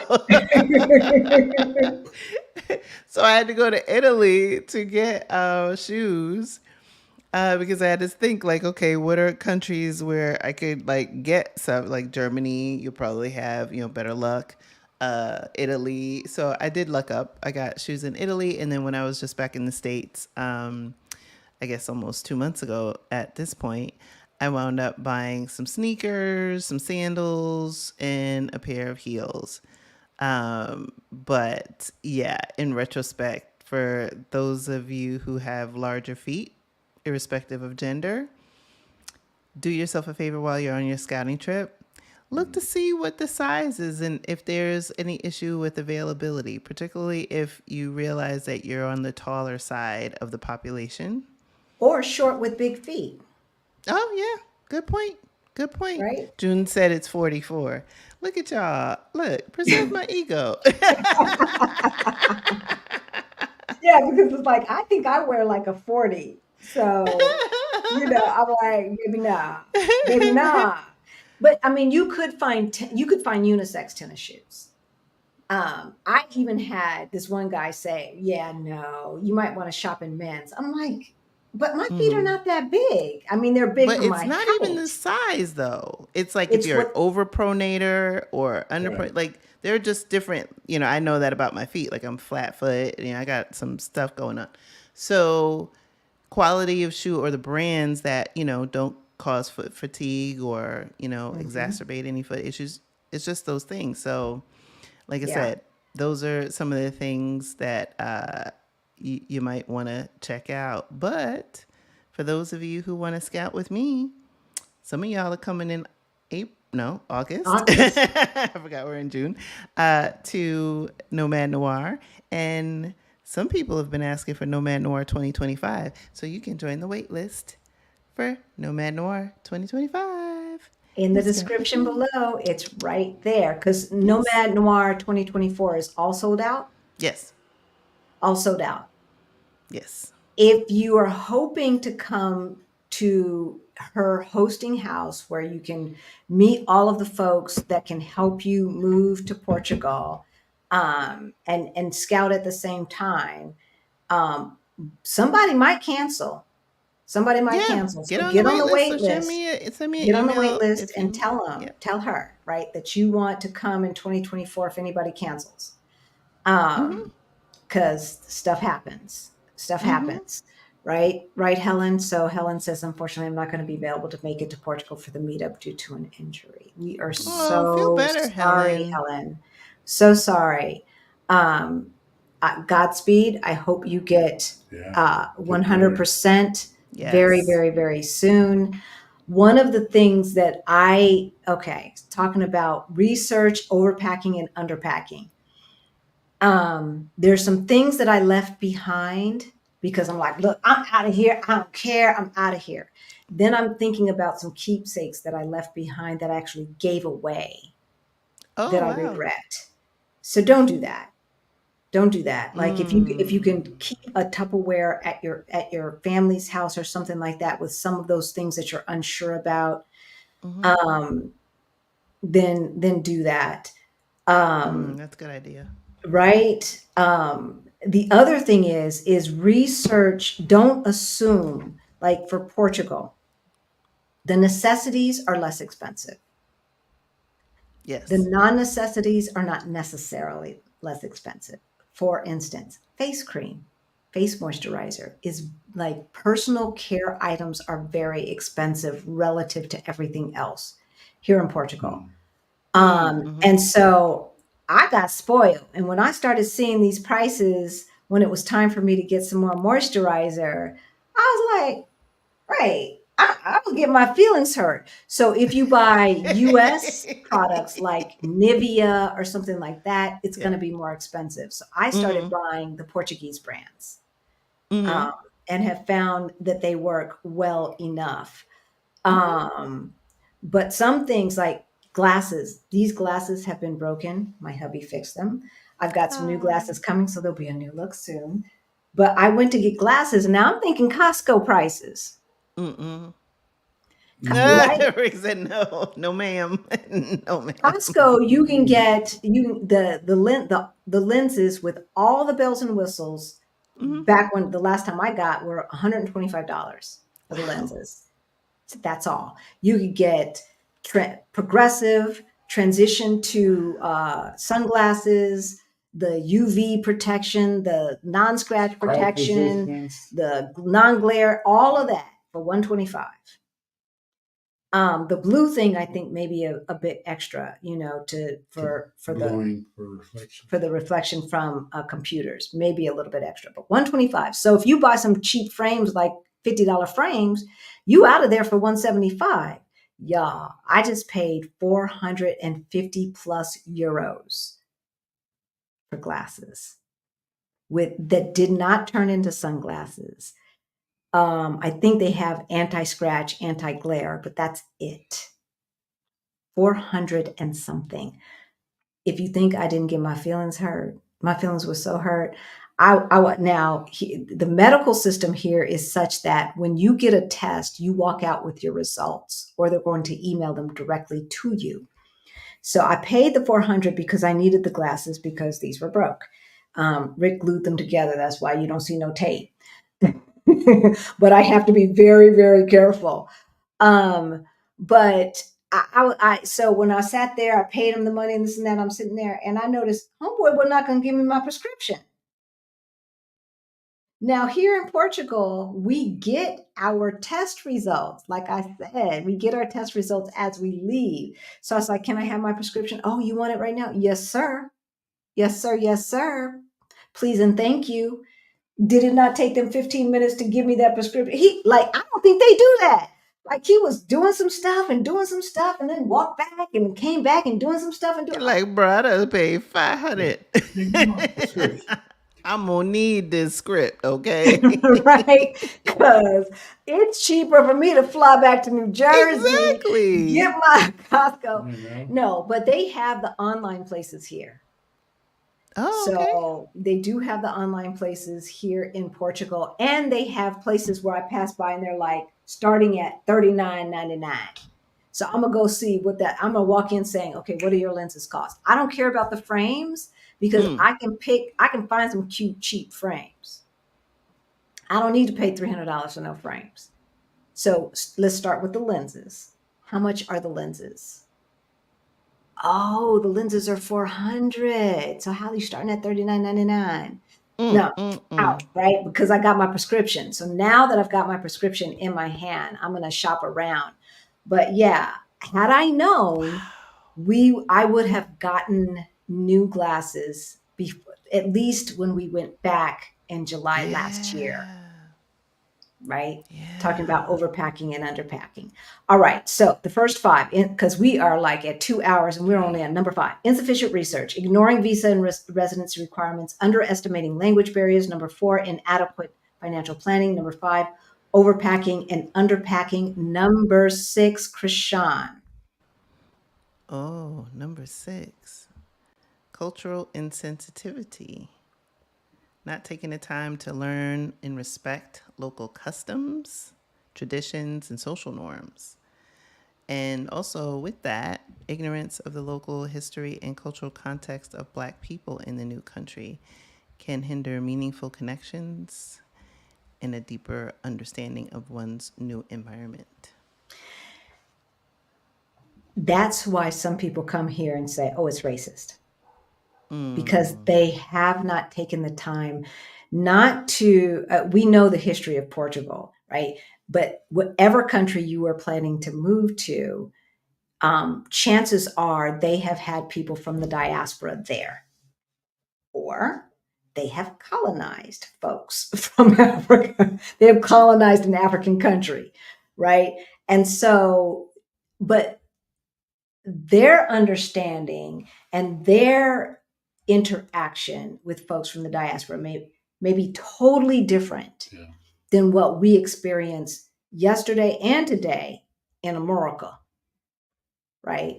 And so we need to understand that we cannot necessarily take our baggage with us and our expectations on how things are with us.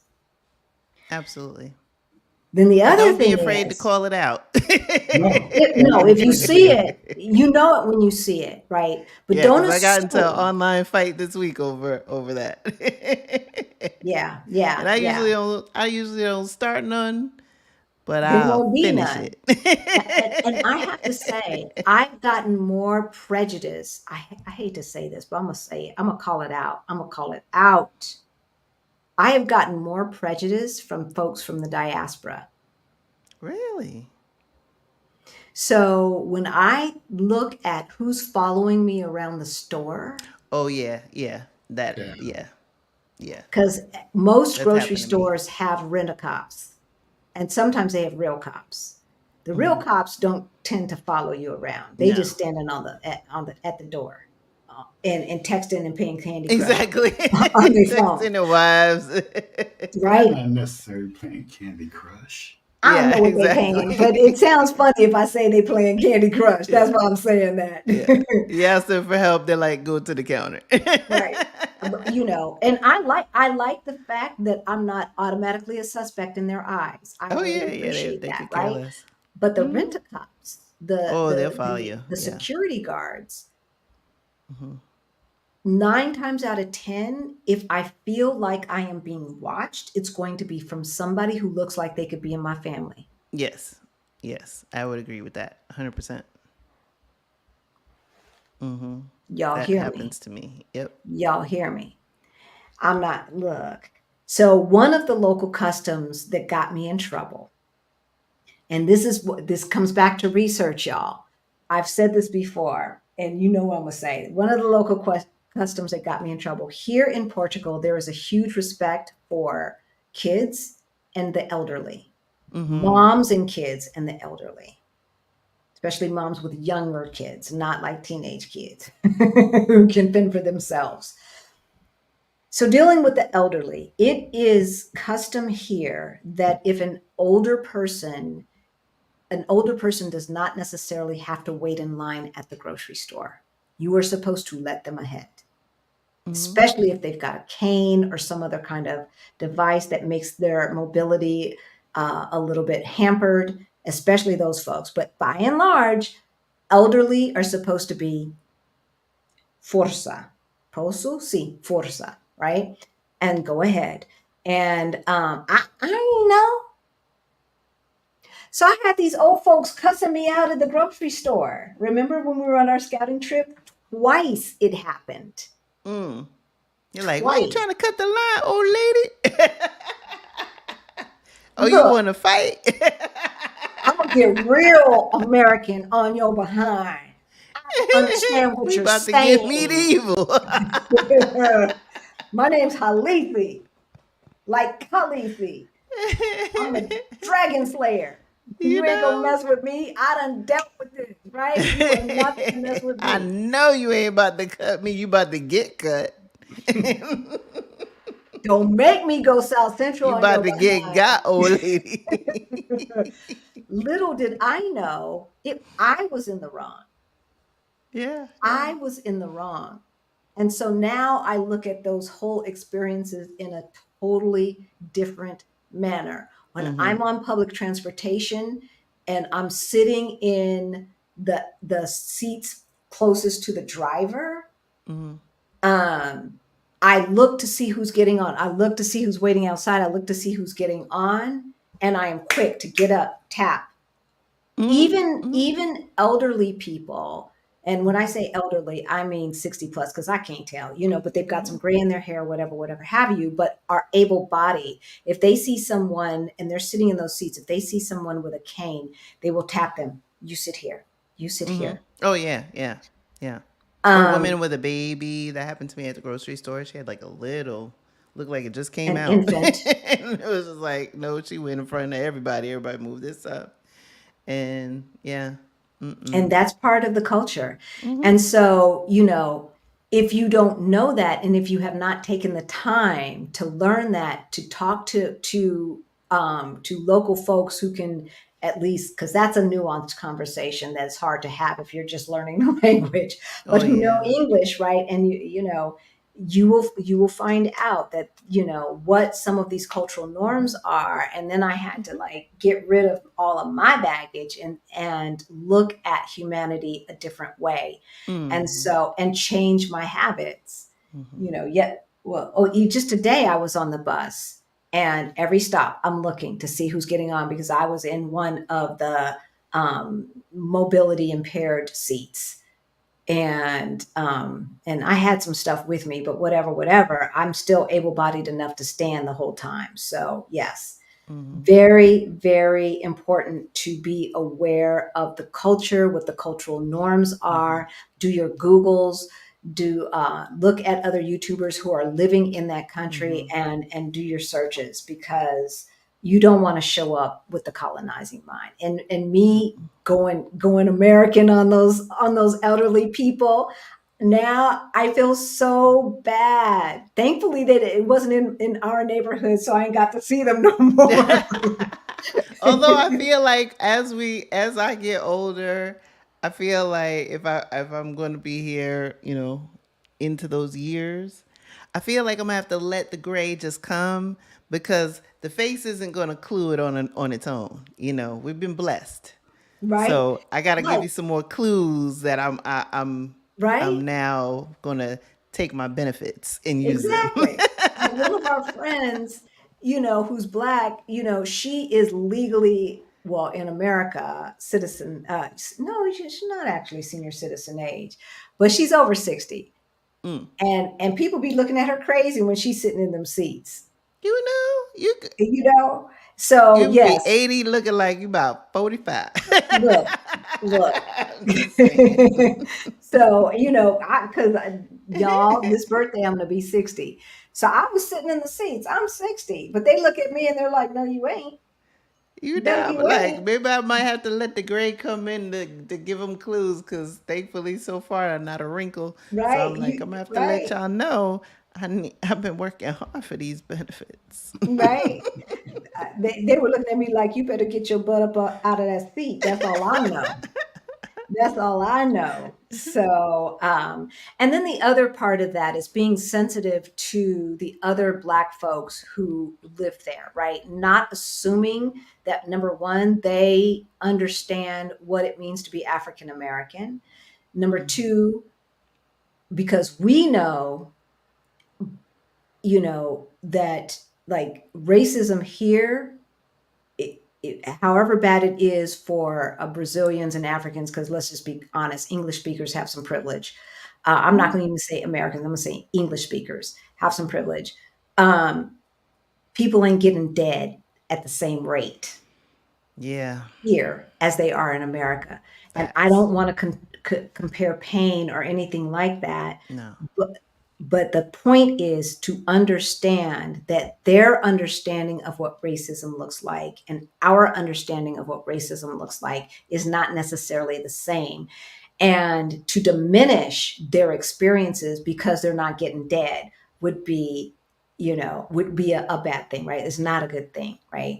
And so, in order to build fellowship with people from the diaspora here, because we are involved, all of us are involved in a language exchange with African folks who are Yes. Portuguese speakers, Yes. meeting I with love that. English Black folks, yes. And so there's a Facebook group, there's a WhatsApp group, as well as regular in-person meetings that happen here. And so understanding that their vision of what it means to be from the diaspora here and our vision of what it means can be totally, totally different, and appreciating those differences and not taking them for granted. Number 7, neglecting health insurance. Just because you're moving to a place with universal health care does not mean that you don't necessarily need private health care insurance, right? Understanding what the healthcare system is and all of those things. So, what the out of pocket expenses are going to be, that you can find providers who speak English, that you can find providers that understand some unique things that not only, that majorly happen to folks from the diaspora, like sickle cell anemia. Mm-hmm. Those folks who have sickle cell anemia, um, you need to make sure, right, that they've seen that before, like in real life, not just in the textbook. Here in Portugal, there are enough folks from the diaspora that I feel comfortable that a good portion, and I don't have sickle cell anemia, so I'm blessed in that way. But if that were one of my issues, I would want to make sure, right, that there's doctors here who understand that unique thing that we are overrepresented in. Um, for instance, and speak English, et cetera, et cetera. Um, for me, it was important to have doctors, one, who speak at least some English. Mm-hmm.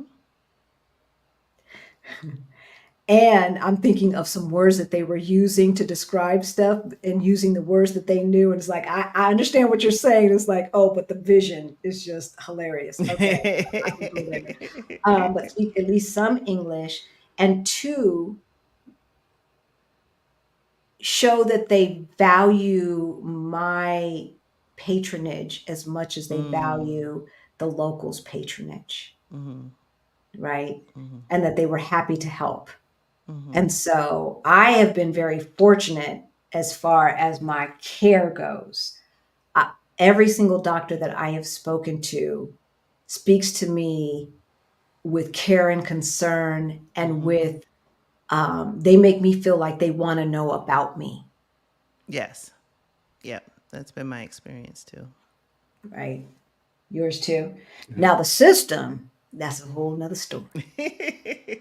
That's a whole nother story and a whole nother conversation. But you need to do the proper research to make sure that you understand where the gaps are, as far as care goes. The other thing, I was talking to we had a client this weekend who has some health concerns, and she's got an ongoing precondition, right? She's got a condition that is going to be with her for the rest of her life, unfortunately. And so that means regular doctor's appointments, more than just the checkups and the this and the that. And where she was moving, I'm like, baby, did you research? Yes. It's planes, trains, and automobiles to get to a good hospital there. Is that what you want? And so for Portugal, if you need the best doctors, Andrea, if you're watching, thank you for this information. It is Porto, Coimbra, and Lisbon. Yeah. I said Lisbon, not Sintra, not Setúbal, Yep. not You want to know where the Sesimbra, trauma not centers Cascais. are? Yeah. Lisbon, Porto, e Coimbra. So, those are the kinds of things. Just because it's bucolic and it's pretty and it's this and that, and I can see the water.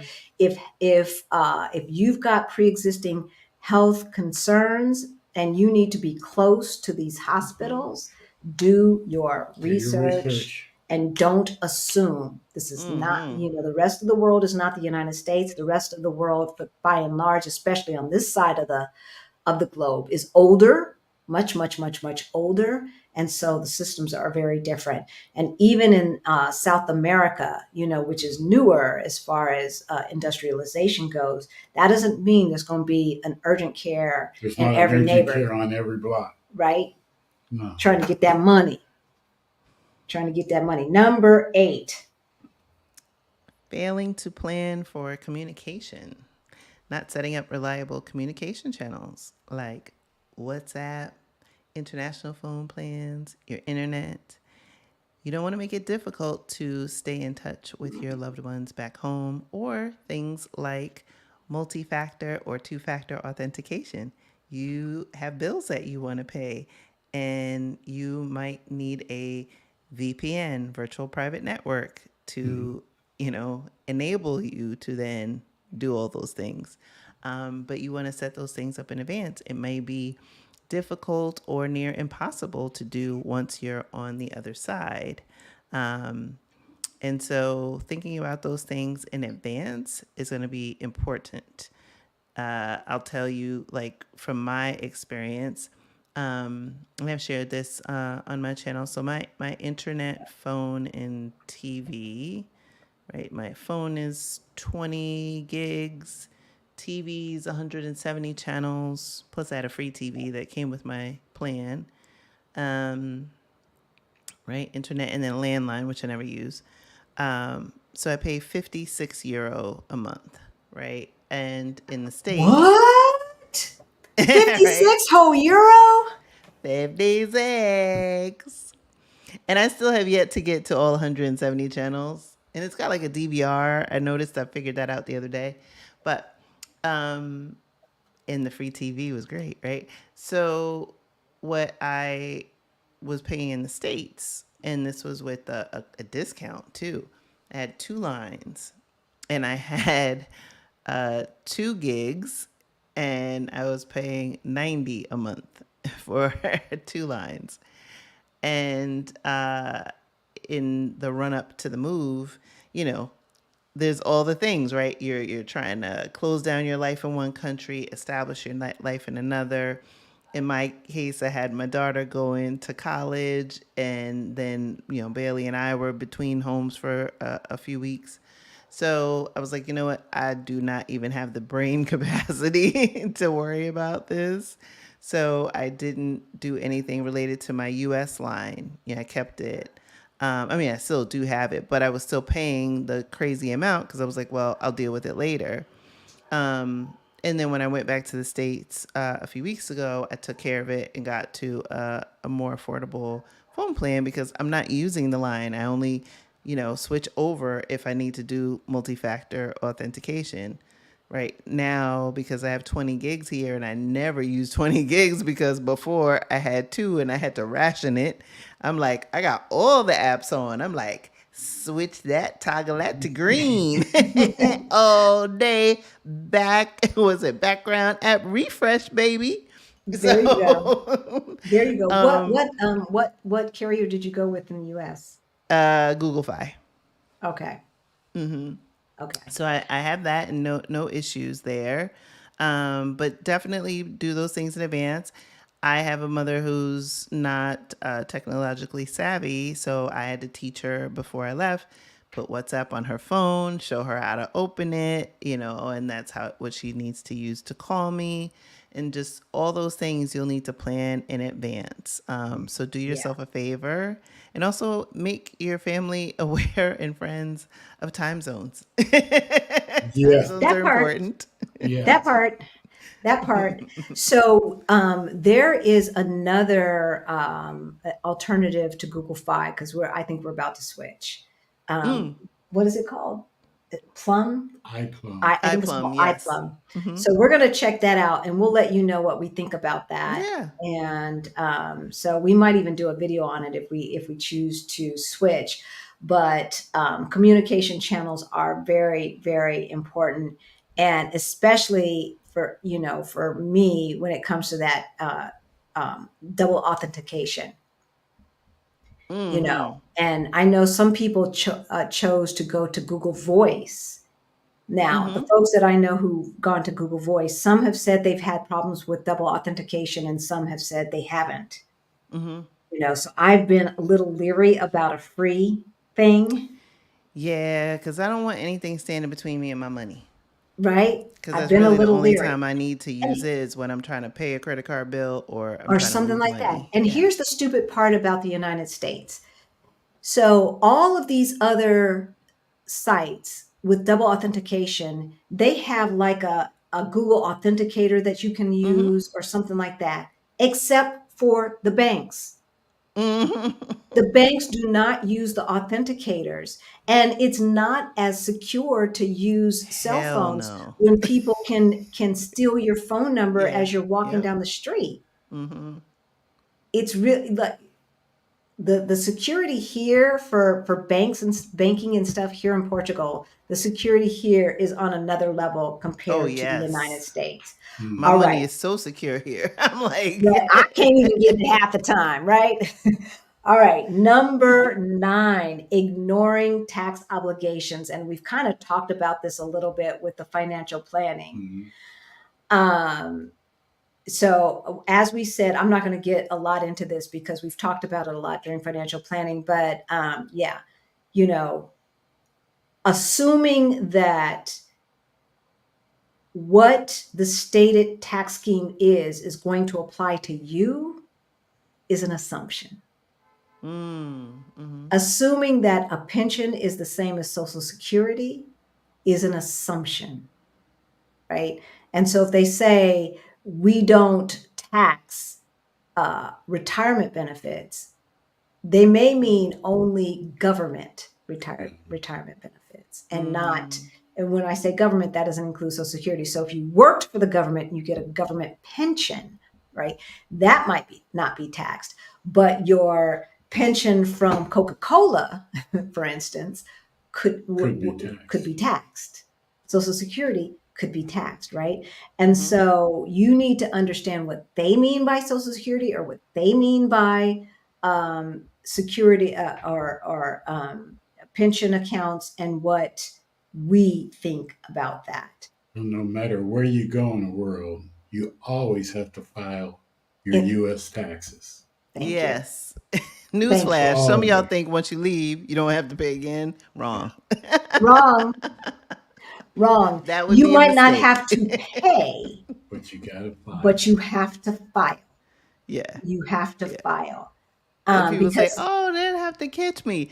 The arm of the United States is They very gonna get their long. money. They gonna get their money. They gonna get their money, okay? The arm of the U.S. government is very long.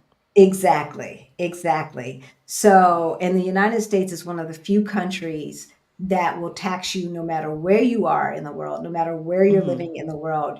Unless you denounce, you will have to file. That doesn't necessarily mean you owe, Mm-hmm. but you have to prove that you don't owe. You're guilty until proven innocent. Yes. Not the Yes. other way around. Not the other way Mm-mm. around, right? And then the little things that don't necessarily have to do with a specific country, but have to do with being an American. And if you're from the UK or something like that, sorry, folks, you might have something similar in your country. So do your Googles. So for the United States, if you have $10,000 in a foreign bank account Mhm. for 2 seconds, At any given moment, any given time. 1 second, even about to transfer it out and give it to the landlord, 1 second, it hits that bank and now it's out. You have to file an FBAR, whatever. Look at our other video that we did on taxes for expats. But you have to let the government know that you had this, not for tax I mean, I think it's purposes. just marking it off on your tax returns or something. It's just a I don't know about that. I don't know about that, and don't assume that, because we filed that thing separately, not as Yes. part of our taxes. So maybe you can, but do your Googles and don't assume that what Talk all to a I tax know, don't professional. We are not thank them. you. We are not the tax professionals. I know I filled out that form separately because I didn't want to play, because at the time the penalty, if they would have caught us, was $250,000. And it seemed like it was like either per month or per day or something crazy. It's something crazy I don't want to mess with, so they gonna get their form. Right? I'm not even trying to play with that. I'm not Mm-mm. even trying. But it doesn't mean that you have to pay taxes on that money, because you've already paid taxes on that money. So Yeah. it's not for that. It's because there's It's bad a guys out there disclosure. doing money laundering and all of that bad guy stuff. And so we innocent people have to pay the price with extra bureaucracy because there's assholes out there. Facts. Bottom line. Last one, number 10. And this is very, very important. Krishan, will give it to you. Oh, lack of a support network or overlooking the importance of community. Oh my goodness. Which hopefully this doesn't apply to any of y'all because you're watching us. Hey. That's right. That's right. That's But right. this is a mistake that some people make. They want to, fly, solo, super, super secret. Maybe it's, 1.5 distance from their former life. And then they get isolated here and don't get to ingratiate themselves into the community, either the immigrant community that they are from, the country that they're from, or any of the locals. And that's a big disservice because you won't get to appreciate the country that you're in. And then when you have challenges, which there are daily, Daily. they get magnified because you don't have someone who can bounce ideas off of you, give you feedback, help you. I love our community that we have here. We support one another. We cheer each other on. We have our sangrias. We have our, you know, friendsgiving and all these things that we're able to do. And then if one of us needs anything, we know we have one another to call on. But I think I would have a different experience if I were in another country and didn't have this network. I'd have to be flying solo and trying to figure out all the things. And so having community enables you to have a really, really soft landing. Yeah. Yeah, definitely. Um, and not feel isolated, right? For sure. So there's three parts to that. Like, at being a Black person, one of the things is, where do we get our hair did? Mm-hmm. Where do we get our hair did, and where do we find products for our hair, right? And so this is all a part of, the healthcare needs, beauty needs, and all of this stuff. We can get into the WhatsApp group. When my former barber disappeared, Oh, I um, remember that. Yeah. right, I was like on the WhatsApp group, where can I find a barber? And I didn't even have to wait 2 minutes before Mm-hmm. somebody came to me. I got Mm-hmm. you. Here's the barber. Here's his phone number.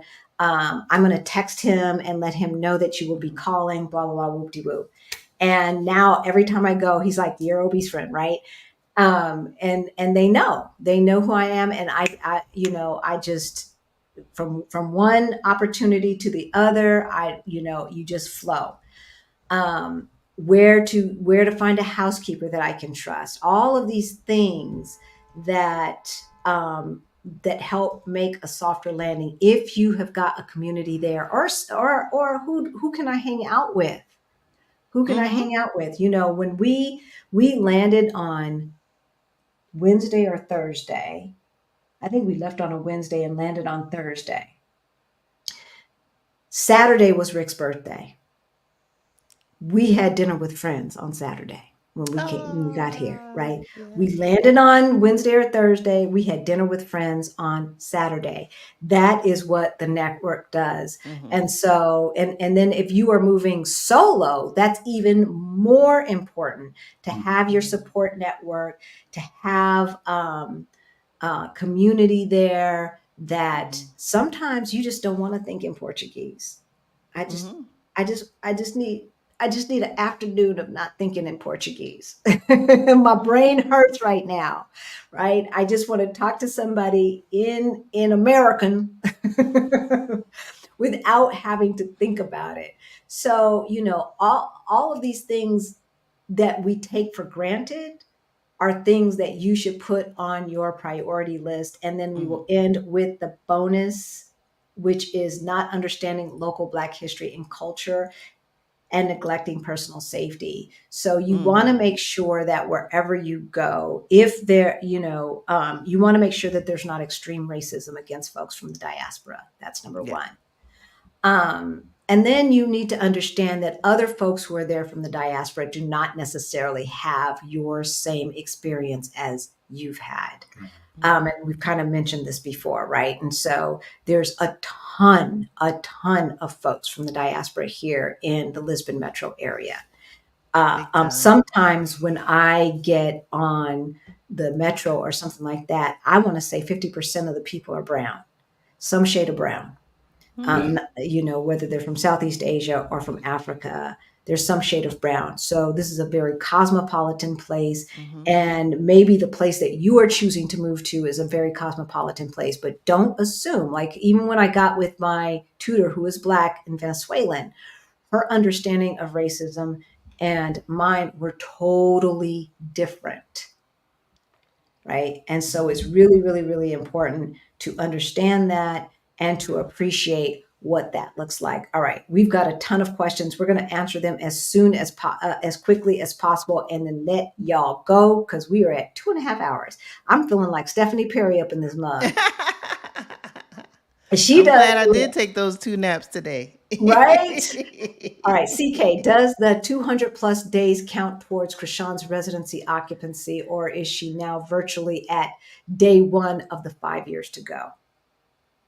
Oh, that's a good question. So, the 200 days doesn't necessarily count. Maybe as it relates to citizenship down the road, but not as it relates to residency. It's kind of like I have a new 2 year residency. Um, Yeah. so hopefully that answered that question. Great question, though. Yeah. So she will not have, well, she will not have to reapply until she gets to the 2 years of the date that she went to immigration, not the date that she received the card. No, no, the date that's on the card.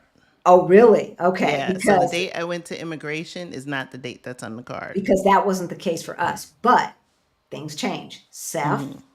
Yep. AIMA, It's SEF, it bought AIMA. me another 6 months. Oh, good, good. See, and that's the thing. So Again, pay for services. We have some Mm-hmm. friends who are in the same situation and with their taxes and the NHR and all of this stuff, and they tried to DIY it and they got denied. Some things you can't DIY. You look, you don't want to play. You do not want to play. So yeah, always plan for the unexpected. That's right. Hope for the best, plan for the worst. Mm-hmm. Right, Valerina? Definitely. Do the banks open early to close early? Nah, Mm, nah. They ain't mm-mm, open at like 7 a.m. No, mm-mm. Was it baby. like 8, 9, 8? Not like remember the banker hours from the 70s? Oh, yeah, yeah, yeah. 9 to 3. There you go. Yeah, There you go.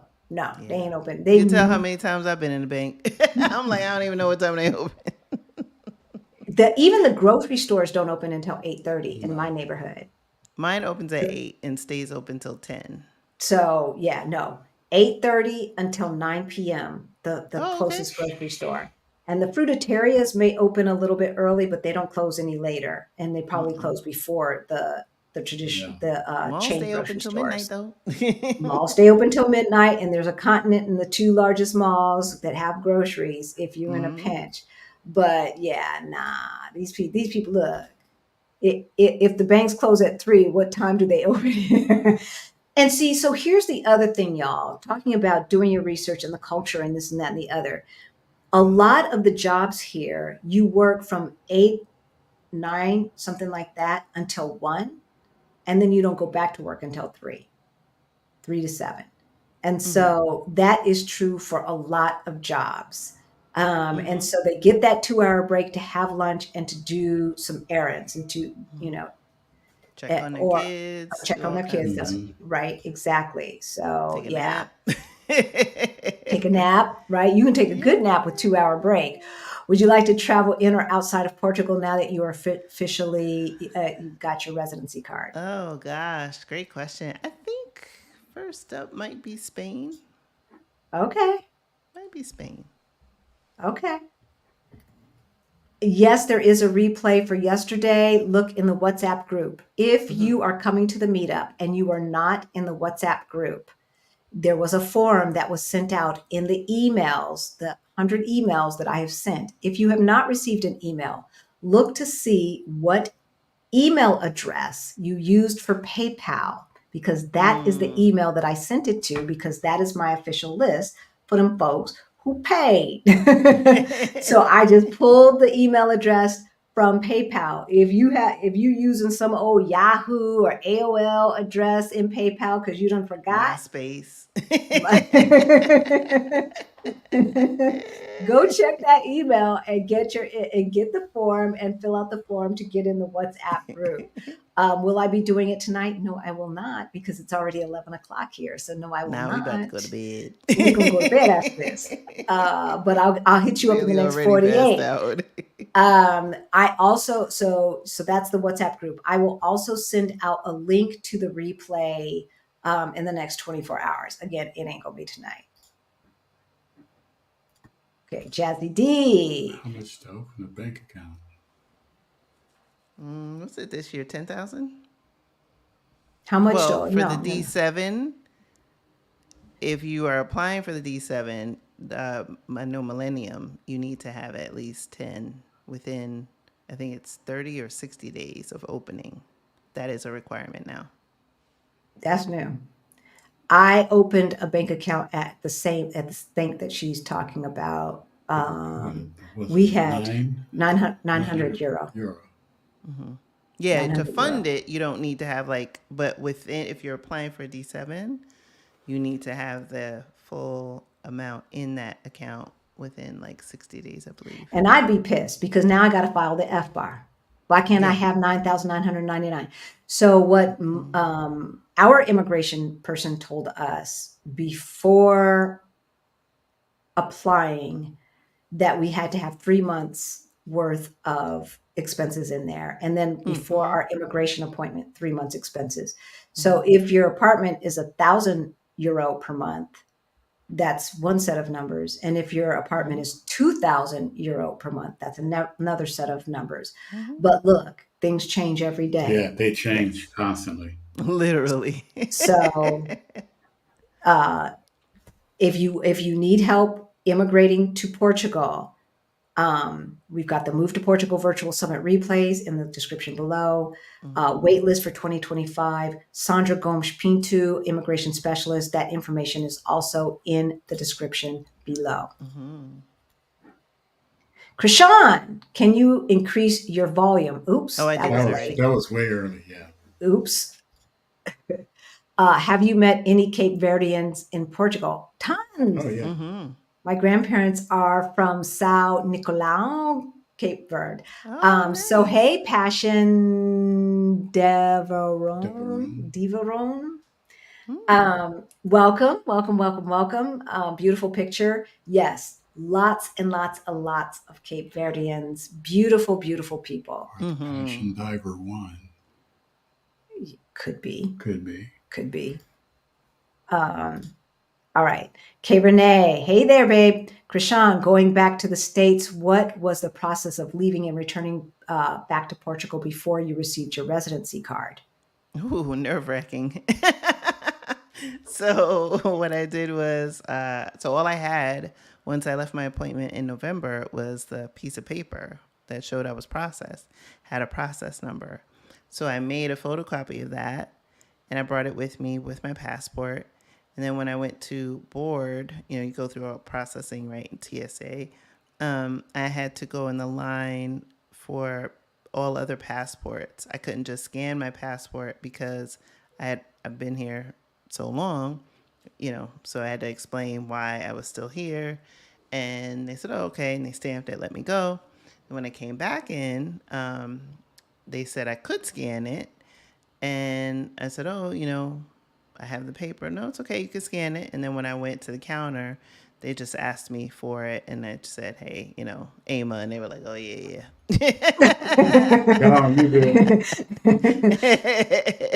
That's nerve-wracking. And they let me back in. Because we didn't leave. We were afraid. Yeah. We were afraid. But and then the other thing is you had to fly directly back into That's Portugal. What I was about to say. That was the key. Like, I only flew from Lisbon into the U.S. and back. I did not go through another country because that would have changed what I just said. Yes. They would have been like, homeboy, and they'd be like, you going to Boston. Yeah. Like, that piece of paper doesn't work here. Yeah. So what was the remedy for our friend whose visa wasn't filed properly? Getting an attorney to fix it. He's stuck here right now. He's stuck here and here basically illegally. Well, maybe not now, but back then. Yeah. So there was no easy thing because like all I know is my old boss would have been paying for that. Like, no. Like something got to give. Like y'all was supposed to handle that. And now you didn't. Shoot. But yeah, it was pretty hairy there for a minute. How long are you required to stay in Portugal when you're going for the D7 or other visas? It's 6 months and a day consecutively for the 2-year period or the 3-year period, depending upon which phase you're in. So when you first get it, it's for 2 years. When you renew, it's for 3 years. Or you have to be in country 8 months out of that period, whether it's the 2-year period or the 3-year period.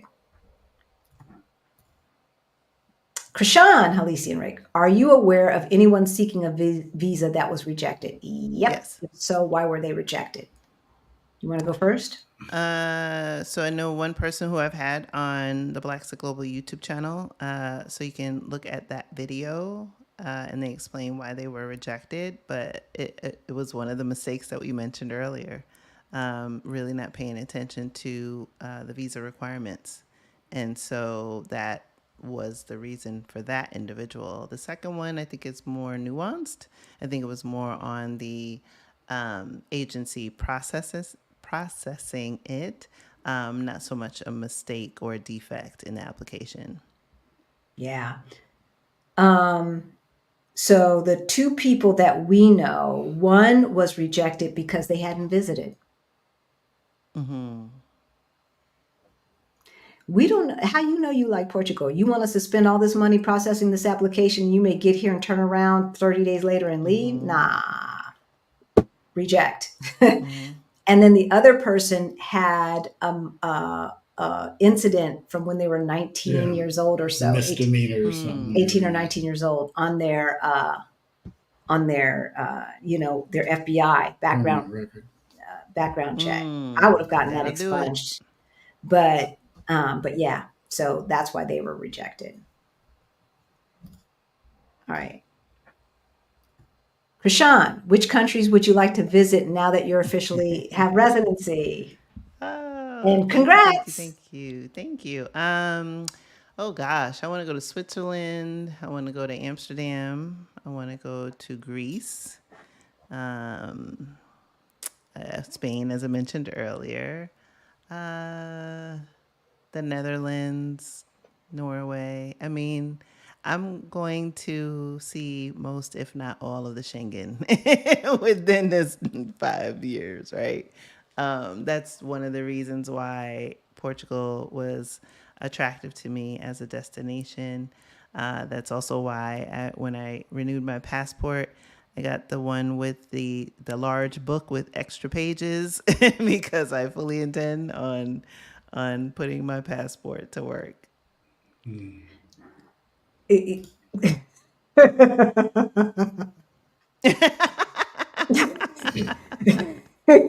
already know. That's why I said I was glad. Look, that was in the plan. I accidentally took 2 naps today, and I think that's why. Right. But this was definitely not the plan. We had talking points. We gonna hit them up.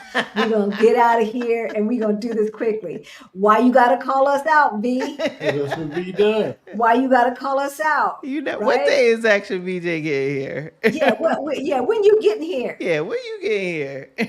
so we can fuss you out in person. You know exactly. And love up on you in person. When you getting here?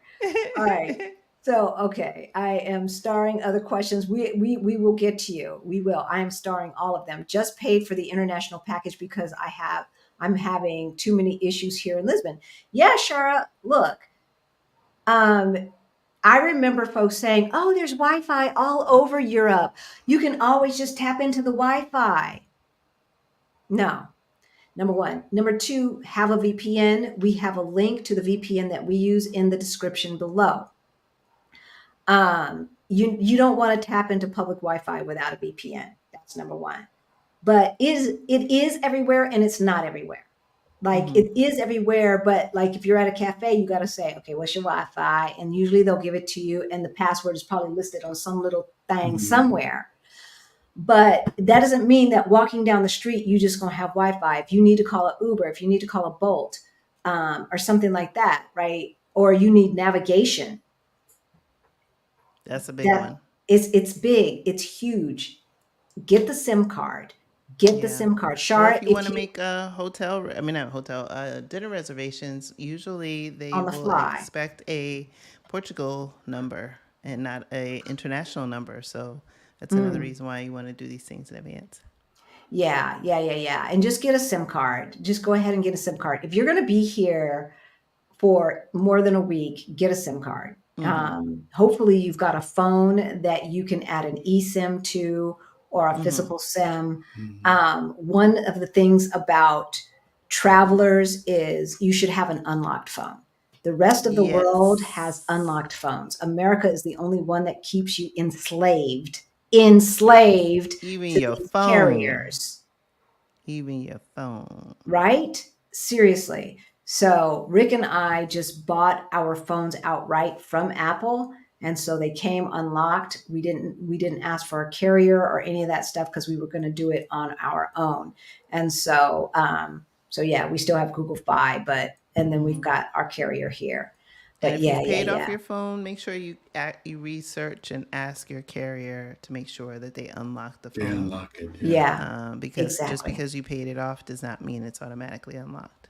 No, they don't want to unlock it. They want you tied and enslaved. Is it best to do a scouting trip via an official scouting tour company or try to do it yourself? I'm biased. I'm going to say do Nomad Noir. That's only for Portugal, though. That's for Oh yeah, Portugal. I've done So if you scouting want to, trips. I mean, I yeah, think you have to know yourself. yeah. An official scouting tour company is different than Nomad Noir. Yeah. Nomad Noir will bring the folks to you, and you've got a place to live, but you're not going to be scheduling every moment of their day, No. right? So I like that in that you've got a place to stay, you've got services that are going to be you're going to be exposed to, but you also have some me time to explore how you Mm-hmm. explore. I don't like when every single moment of the day is planned for, or two hours to be on your own. What's 2 hours going to do? It's 2 hours just to Yeah. figure out how to call the Uber. No, Mm-hmm. I'm biased as well. I'm a DIY person, and an official scouting tour company, how are they going to tell you where to find the black hair care products? Are Mm. they going to take you into a pharmacy so you can try and renew your prescription? Mm-hmm. Are they going to find you a beauty shop or a barber shop or something like that? Um, are they going to introduce you to local vendors to see how they treat you? Mm-hmm. So we have a scouting trip checklist in the description below. It's probably under resources, OBU free resources. um, for us, it was very important that we got an Airbnb for a month in a neighborhood and experienced what it felt like to live here. Mm-hmm. Tour company does not sound like living here, Yeah. wherever here Mm-hmm. is. Mm-hmm. We're very biased. We're DIYers, and the important stuff, visa process, we get the professionals. Mm-hmm. Scouting, we know how to travel. We know Mm-hmm. how to live. Mm-hmm. We do it ourselves. Right. If we need somebody to show us apartments, you may hire someone. But Mm-hmm. just to be and experience life in that place, I don't need no help with that. Mm-hmm. But again, as Krishan said, right, know yourself. Know yourself. Mm-hmm. I will not be able to make the June meetup. I'm sorry, Cynthia. And then is the next event in November? November is for the virtual summit. Mm-hmm. Just confirming what I see in the links below. Also, will there be another meetup in 2025? Yes, we will do another meetup June 2025 around the Juneteenth celebration. We might be doing a smaller meetup this fall. We're going to see. We're going to see. Stay tuned. But for right now, it is not guaranteed. Can you please put language lessons by Carla info in the chat? Yes. Okay, I will let Krishan do that. We use a platform called Preply, and we have one-on-one language lessons. Portuguese by Carla is a self-paced online program. If you think you need more and you need one-on-one lessons, we go through Preply, and that information is in the description below under travel or move abroad.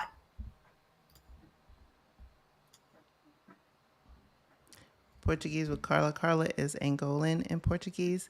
And so I like it because I can understand her Portuguese. Yes, it is much easier to understand the Africans, and even for me, the Brazilians. Even though they've got that accent that they j stuff, they j the D. Because I know that that's what they do, I can still understand them, and their pronunciation has a Spanish tint to it. The Mm-hmm. Angolans just don't clip off their words the way Lisboans do. I don't know if they do that all over Portugal or if it's just Lisboans, but the Alfachinas, they be clipping off them words. They be clipping off them Oh words. yeah, yeah, yeah, yeah, yeah. For show. For show. Do you watch Portuguese television on movie shows with Portuguese subtitles? Not enough. Mm. Nichelle, I have yet to figure out if they have closed caption for everything here. I need to ask Manuel. our landlord, because I have not, on our package, on our um, cable package, we do not have closed caption for everything. American movies are in English. They're not dubbed over, and you have Portuguese subtitles. Yes. I would like to see Portuguese subtitles with Portuguese television, and it's hard to find. However, Language Reactor is an app that works on Chrome that you can use with Netflix and YouTube and maybe some other things as well. And that will give you European Portuguese subtitles, even if it is a Portuguese YouTuber. Or on Netflix, a Portuguese in the Portuguese language, it will give you those Portuguese subtitles. So I use Language Reactor. I listen to the news here, but there's no subtitles. There's only the ticker tape at the bottom to tell me I've what, at done the least the telenovelas. subject. So the Portuguese telenovelas, do they have subtitles on your On YouTube. on YouTube? Yeah. Yeah, on YouTube. See, the cable companies, I don't know Yeah. what the hearing impaired do here. Like, do they have to have a special box or what? I don't know. I don't And I know. watch the American movies, especially if it's a movie I've already seen, with the Portuguese subtitles with no sound, so that I can see and read and see if I can still understand the scene. Yeah. Yeah. And all of this is really, really important to learning the language. Hey, Karen Louise, please forgive my random question this week. The top 50 restaurants in the world were announced. The only one named in Portugal is a restaurant called Bel Canto. Have you dined there? No, but I've got to look it up. Look, Yeah. Gotta there find is, that one. what was that YouTuber? Wines? What's his name? Weins, I think. He does food tasting all over the world. And he was like, the best bifanas. Oh, up in Porto. Yeah, the best bifanas in all of Portugal are in Porto, across the street from the train station. Yes, young guy. Yeah, Is it Michael? Michael Wines, Weins, I think, or Mark Wines, maybe. And he doesn't necessarily do weird things, but he is a food YouTuber and traveling food YouTuber. Y'all, for €2.95, you can get a bifana sandwich. Yes. Wow. And Wines. Mark Wines, Wines, Mark Wines. I wrote down Bel Canto, Karen Louise, so we're gonna look it up. I'm definitely gonna try it. But those bifanas, and then for like 5 or 6, you get a drink and the bifana with cheese and this and that on the and Wow. it's good eating, y'all. It's good eating. And Nunu said that Belcanto restaurant is next to the Opera House, hence the name. It's very high end. We pass there all the time. And we did a video on the Opera House. If you're watching, Rui, hey, we have got to go and get together. Rui. What is a dinner club? Oh, what's the dinner club that you're a part of? 1000 Club. I put it in the chat. Okay, so it's in the chat, Jametta. It costs, so Halisi and Rick ain't a part of that. The language exchange, which we also sometimes go to dinner with the language exchange, that's free. I saw a news story of a young lady who moved to Japan and then ended up homeless in Thailand because she ran out of money. Oh, I saw that. Yeah, I did see that. Talking about doing financial planning. She did not research before she left, nor did she save enough to make the move. Cautionary tale. You do not want to be out here in these international streets asking about no food bank. You don't want no GoFundMe to get home. No, you do not want to be out here in these international streets talking about, I'm trying to find a job here in Portugal, but none of them pay what I'm used to getting paid. Nah, no, they don't. No, they don't. Any suggestions on staying connected to community if you're in Sintra? I'm looking at Sintra as a potential base rather than Lisbon proper. Um, no, I don't know of any people in the English speaking Black community. There's a lot of Black folks up there. Don't get me wrong, because one stop from Sintra is where all the Black folks get off. And that's still considered Sintra, but not the last stop to Sintra. So a lot of Black folks, but they are not speaking English. Um, and it's beautiful up there. But Tony, I really want you to think about your lifestyle, because it is beautiful in Sintra. But think about what you want to do on a daily basis, and understand Ubers and Bolts and stuff like that are not easily available there. We know of some Americans who couldn't last more than 2 years. Well, one of the reasons is the husband had healthcare issues, and it was planes, trains, and automobiles to get to the hospital.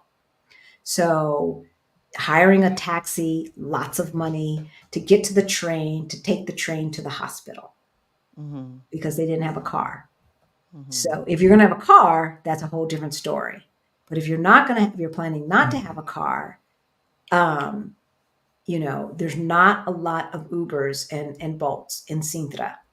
So keep that in mind. But the WhatsApp groups, the local Black WhatsApp groups, and expat WhatsApp groups will let you know how many people actually live there, and don't go off of my anecdotes. Just because I don't know anybody who's English speaking and lives there doesn't mean that there aren't people. Okay. All right, Krishan, do you have a boarding service for Bailey? Like Bow Wow or something when you travel? Yeah, her boarding service is friends and fools. Anyway, go ahead. Her aunties and uncles. Right. So yeah, so that's a no, right? Do you? No. But you do. Your groomer will board her, but that's in their home, right?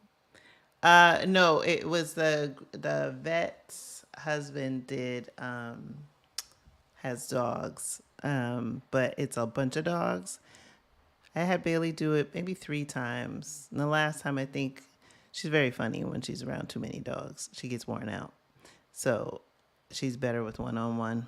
Yeah, she's spoiled. When do Portuguese She's a file little bougie. taxes? It's in April. June, I think, is the deadline. And then you can file, like we said, you can file an extension until the end of the year. Okay. Holly, hey. Krishan, did you use Portugal the Place for neighborhood scouting and an apartment search for just Yes, I the did. apartment search? Also, how far in advance did you book Portugal the Place? Great question. 2 months before I came. Yes. Yeah, don't assume, y'all. Do not assume. Yeah. And y'all know we used Rossini, who is not like a bigger company like Portugal the Place, but it's all in what you need. Can you access everything, including shoes, via the web? Yes. Yeah. But there is no Amazon warehouse. There are other Amazon type sites here in Europe. Okay, so there's that. But as far as Amazon goes, there's Amazon Spain, there's Amazon Germany. And so when you order, you need to keep in mind what those delivery fees are going to be. You also need to keep in mind that delivery here is not like delivery in the United States. So for instance, we were in Avairu when we had a delivery. He called. I could not communicate with him I did communicate with him to leave it with my neighbor. He understood that. I heard him buzzing them, but he then didn't say who the delivery was for. So I don't know if he thought it's not my delivery, it's my neighbor's, or if he just wasn't smart enough to say, this is for your neighbor Halisi, because my landlord is my neighbor. So of course they would have accepted it for us. And I didn't even have to tell them in advance. Had they known, they would have accepted it. But he didn't. So then we ended up going out to the boonies to get our stuff. Delivery here in Portugal is not like the expediency that we are used to in the United States. Y'all, protect that post office. because it's a whole different world out here in these international streets, like CTT, which LLO is talking about. Can you explain the mail CTT and package received through Locky or traveling mailbox stores? Some advice that I will not receive mail or packages. That's not 100% true. We do receive mail. We got our residency cards in the mail. You got CCT delivered the residency card. Did you go down there and get them, or did they put them in the mailbox? They just put them in. They always said you have to be at home because if they'll try to deliver it, but they won't leave it in your mailbox. They left ours in our mailbox. Yeah, they left them in our mailbox. Thank God. CTT will deliver to your home. However, most of us live in apartments. They don't have master keys to get in the apartment. No. To get into so they just buzz all of the apartments and hope somebody lets them in. Which is how I got my residency card, because I thought he was just buzzing to get let in the building. And so I buzzed him in, and then I went about my business, loaded the dishwasher, went to the bathroom, and then my doorbell rang. I was like, and then when I opened it, I was like, ugh. But normally I would not have been home on a Friday. I would have been at Pilates. It just so happened that I was home. Yeah. But yeah, that's how they roll. So, and then as far as the pickup point, so CTTs are everywhere. CTT is also a bank. This is what happens when you privatize your postal system. The Auchan, a few doors down from us, which is a chain grocery store here, they have package delivery. And so you can get it sent there. A lot of the notes in OTE here in Portugal also are, they're like stationary stores, also have package delivery and usually have a CTT type of booth in their stores. So just like we have like FedEx is set up in some stores and stuff like that. And you can buy stamps in the grocery store or from the customer service. You can do some postal stuff in the grocery stores, right? Same is true here. It's NOTE, note, stationary stores, which usually 9 times out of 10 is going to have a little bitty CTT office in there. And then a lot of the grocery stores kind of act like lockers here. Now, traveling mailbox store, I don't know what that is. Or Locky, I don't know what those are. And maybe that's what they're called that's in Auchan. I just know that they have a back office where they got some packages and people pick up their stuff there. That's what I know. All right.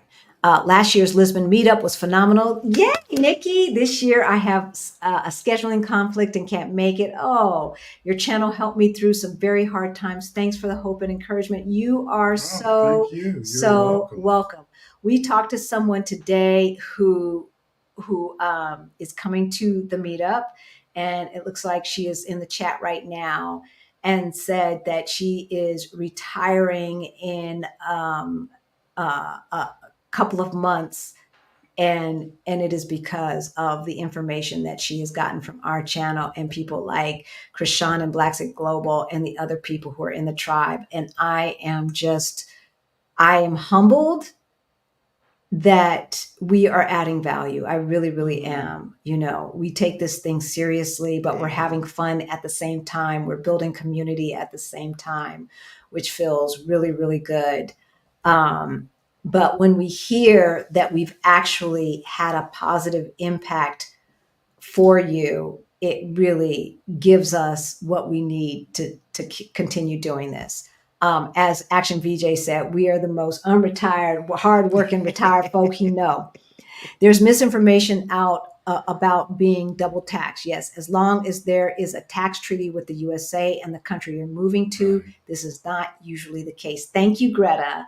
Greta is one of our experts in the Fire Over 50 Facebook group, and she's going to be starting her Midlife Money Moves YouTube channel very soon.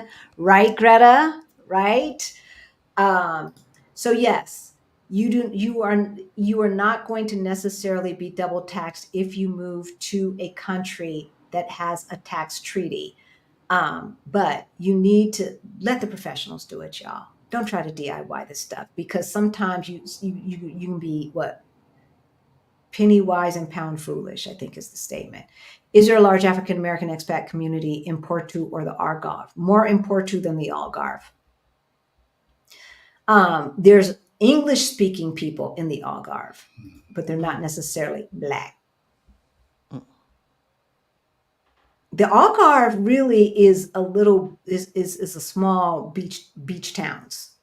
I need to make my way there into the islands. I haven't done that yet. Yeah. What about an eSIM, which I believe is through an email? It's an electronic SIM. Electronic SIM. Yeah. Some carriers will send you some codes and this and that, and then you can do an eSIM without being in the store or receiving a physical SIM that you can then create an eSIM from, and some don't. Android OS unlocked. So I know all Androids are not necessarily unlocked. I know that for sure. All right. We are going to wrap this up. I see a few more. Hey there, Wanda. Hey, either of you visited any of the islands of Portugal? We were just talking about what's your impression.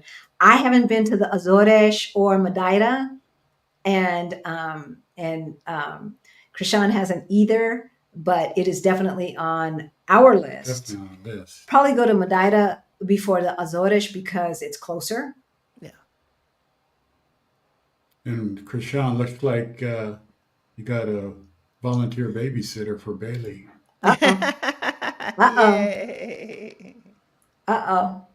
So, because she is so cute. Is she not the cutest you've ever seen in your whole entire life? Have you? Okay. So we answered that one. So glad to catch you live. Hey, LaDon, we're glad that you caught us. I came in January and visited Cascais. Lovely area, but now looking at Lisbon proper, no surprise there. Any recommendations on best areas with restaurants in walking distance? Yes. So we did a video, Airbnb do's and don'ts. In that, we have a map of our favorite areas, which are flatter, which are traditional Portuguese, yet cosmopolitan. Okay, and we have a map that you can download with an overlay of the metro because you want to be close to a metro line, especially if you don't have a car. And with the areas that we like circled. So you can get that. Just go to our channel, go to Airbnb do's and don'ts list, and you will find that there.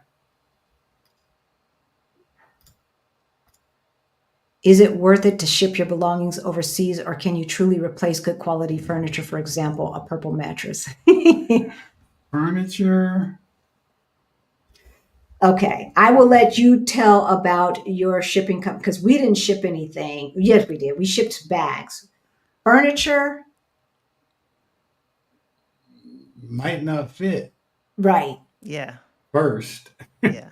And is your purple mattress a king size? How big is your master bedroom? Yeah. All master bedrooms. Hard to answer. Yeah. I would just say I used Portugalia to basically what I shipped was my winter coats, podcasting equipment, things like that, a little bit of housewares. And then everything else was what I could fit in the luggage. And then I bought furniture. My apartment is unfurnished. And I found the quality of the furniture is good. Is it on the scale of what I had in the States? Probably not a fair comparison because my last place I had a few custom items, which I will never do again. And so, I think the furniture is good quality. But as stated earlier, it's like our elevators. If you're in a building that has an elevator, that's number one. Two, if you do, the elevators are smaller. And it's not uncommon also if there isn't an elevator or even if there is one and they can't get it in to bring the furniture through the window. You see that more common in France, but it does happen here because I've seen a few of the building residents have their move in and move out through the windows. So I am a little leery about bringing furniture. Yeah. I would not ship furniture here. I do have my grandmother's China hutch, which I can't give away yet. And I will not ship it here until we buy a place. That's number one. And because if one, it's small enough that I think it could fit in most lifts. And it's just that, right? But like couches and this and that and the other, the purple mattress, you can find good mattresses here. The mattresses that you get in a box from online, they have that here. Andrea's in the chat. Andrea, she bought beautiful furniture, not IKEA. And there are good furniture stores here that have good quality furniture. It's also less expensive to have custom made furniture here. So that also is an option. I would not ship anything here that was not an heirloom that I could just absolutely cannot part with. Like I just wouldn't. Go online, Belinda, and search for the purple type of mattresses here and see what you find and see what those prices are. A mattress is a little bit easier, especially the king size here is a king size there. I don't know if the queen is though. Right, Halisi, starting my channel after my knee surgery and recovery next month. Yay! Yay! All right, Greta. How much is a realistic amount of money to save before moving to Lisbon, and how much can an individual expect to realistically spend on a monthly basis? We did that this month earlier in the Blaxit Global Passport. We had a budgeting workshop and we stepped through all of that. So if you join Blaxit Global Passport, you can watch the replay to that. And we've got some spreadsheets and stuff to help. I know you have a bunch of resources. Yeah, we have a Move Abroad toolkit that you can get, and that is in the description below. But it depends, Cynthia. Like, how do you live, right? There are places here where you can live for €1,500 a month, but I don't know how you live. So if you're in Lisbon proper, you should, and you expect to have an apartment that rivals the newer apartments in the United States, you can expect to spend over €1,500 for a T0 for a studio or a 1 bedroom. Are there 2 bedrooms and 3 bedrooms for that same amount of money? Yes. But you might have a walk-up. You might only have 1 bathroom. You might not have a bathtub, right? So I'm saying if you want to compare this to what the expectations are in America, I would say for a single person, if you expect the same type of American style apartment to budget at least $2,500 a month, at least. And that's still doing good. That's still doing good. Any recommendations on shipping companies? So Portugalia, and do you have a link? Because I don't. Okay, so just Google Portugalia. It's Porta Galia, Galia, right? Portugl.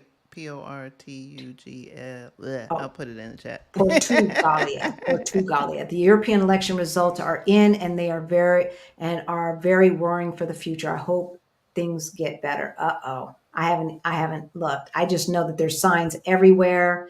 And look, guys, okay, so that is why you want to have options. Yes. It's interesting because Christina Naman of Our Rich Journey did one expat versus immigrant last week. I did see that, yeah. Did you see that? And so they looked up the definitions. Of course they did. Of course they did. And an expat is someone who does not plan to necessarily be in a place indefinitely. I say we are immigrants. However, because we're certainly not planning to go back to the United States.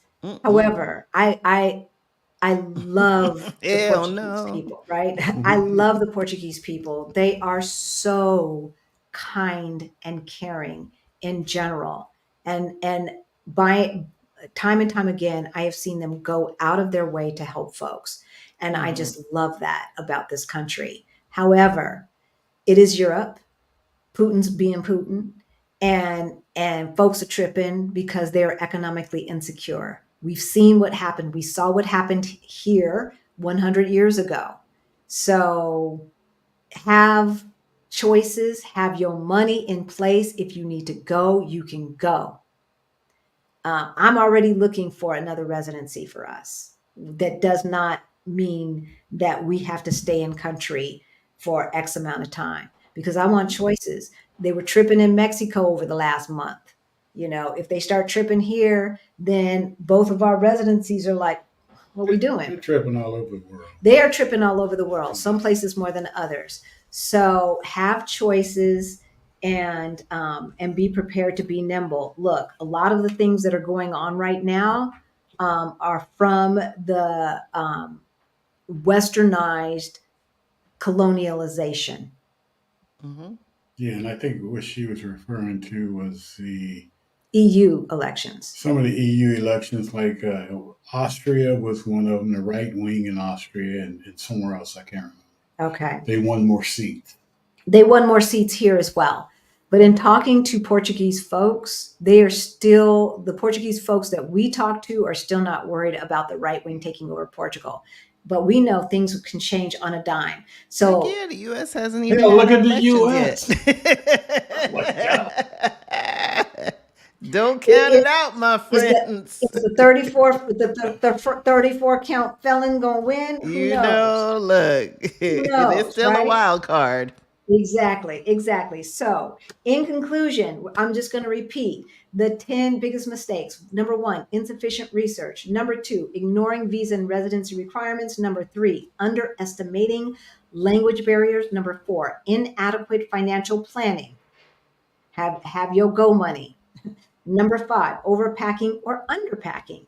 Number 6, cultural insensitivity. Number 7, neglecting health insurance. Number 8, failing to plan for communication. Number 9, ignoring tax obligations. And number 10, lack of support network or overlooking the importance of community. Those are the 10 biggest mistakes that Americans and especially African Americans make before moving abroad. We have told you our personal mistakes, y'all. We love you. If you want to do Nomad Noir, if Portugal is the place for you, we have the replays of the summit in the description below.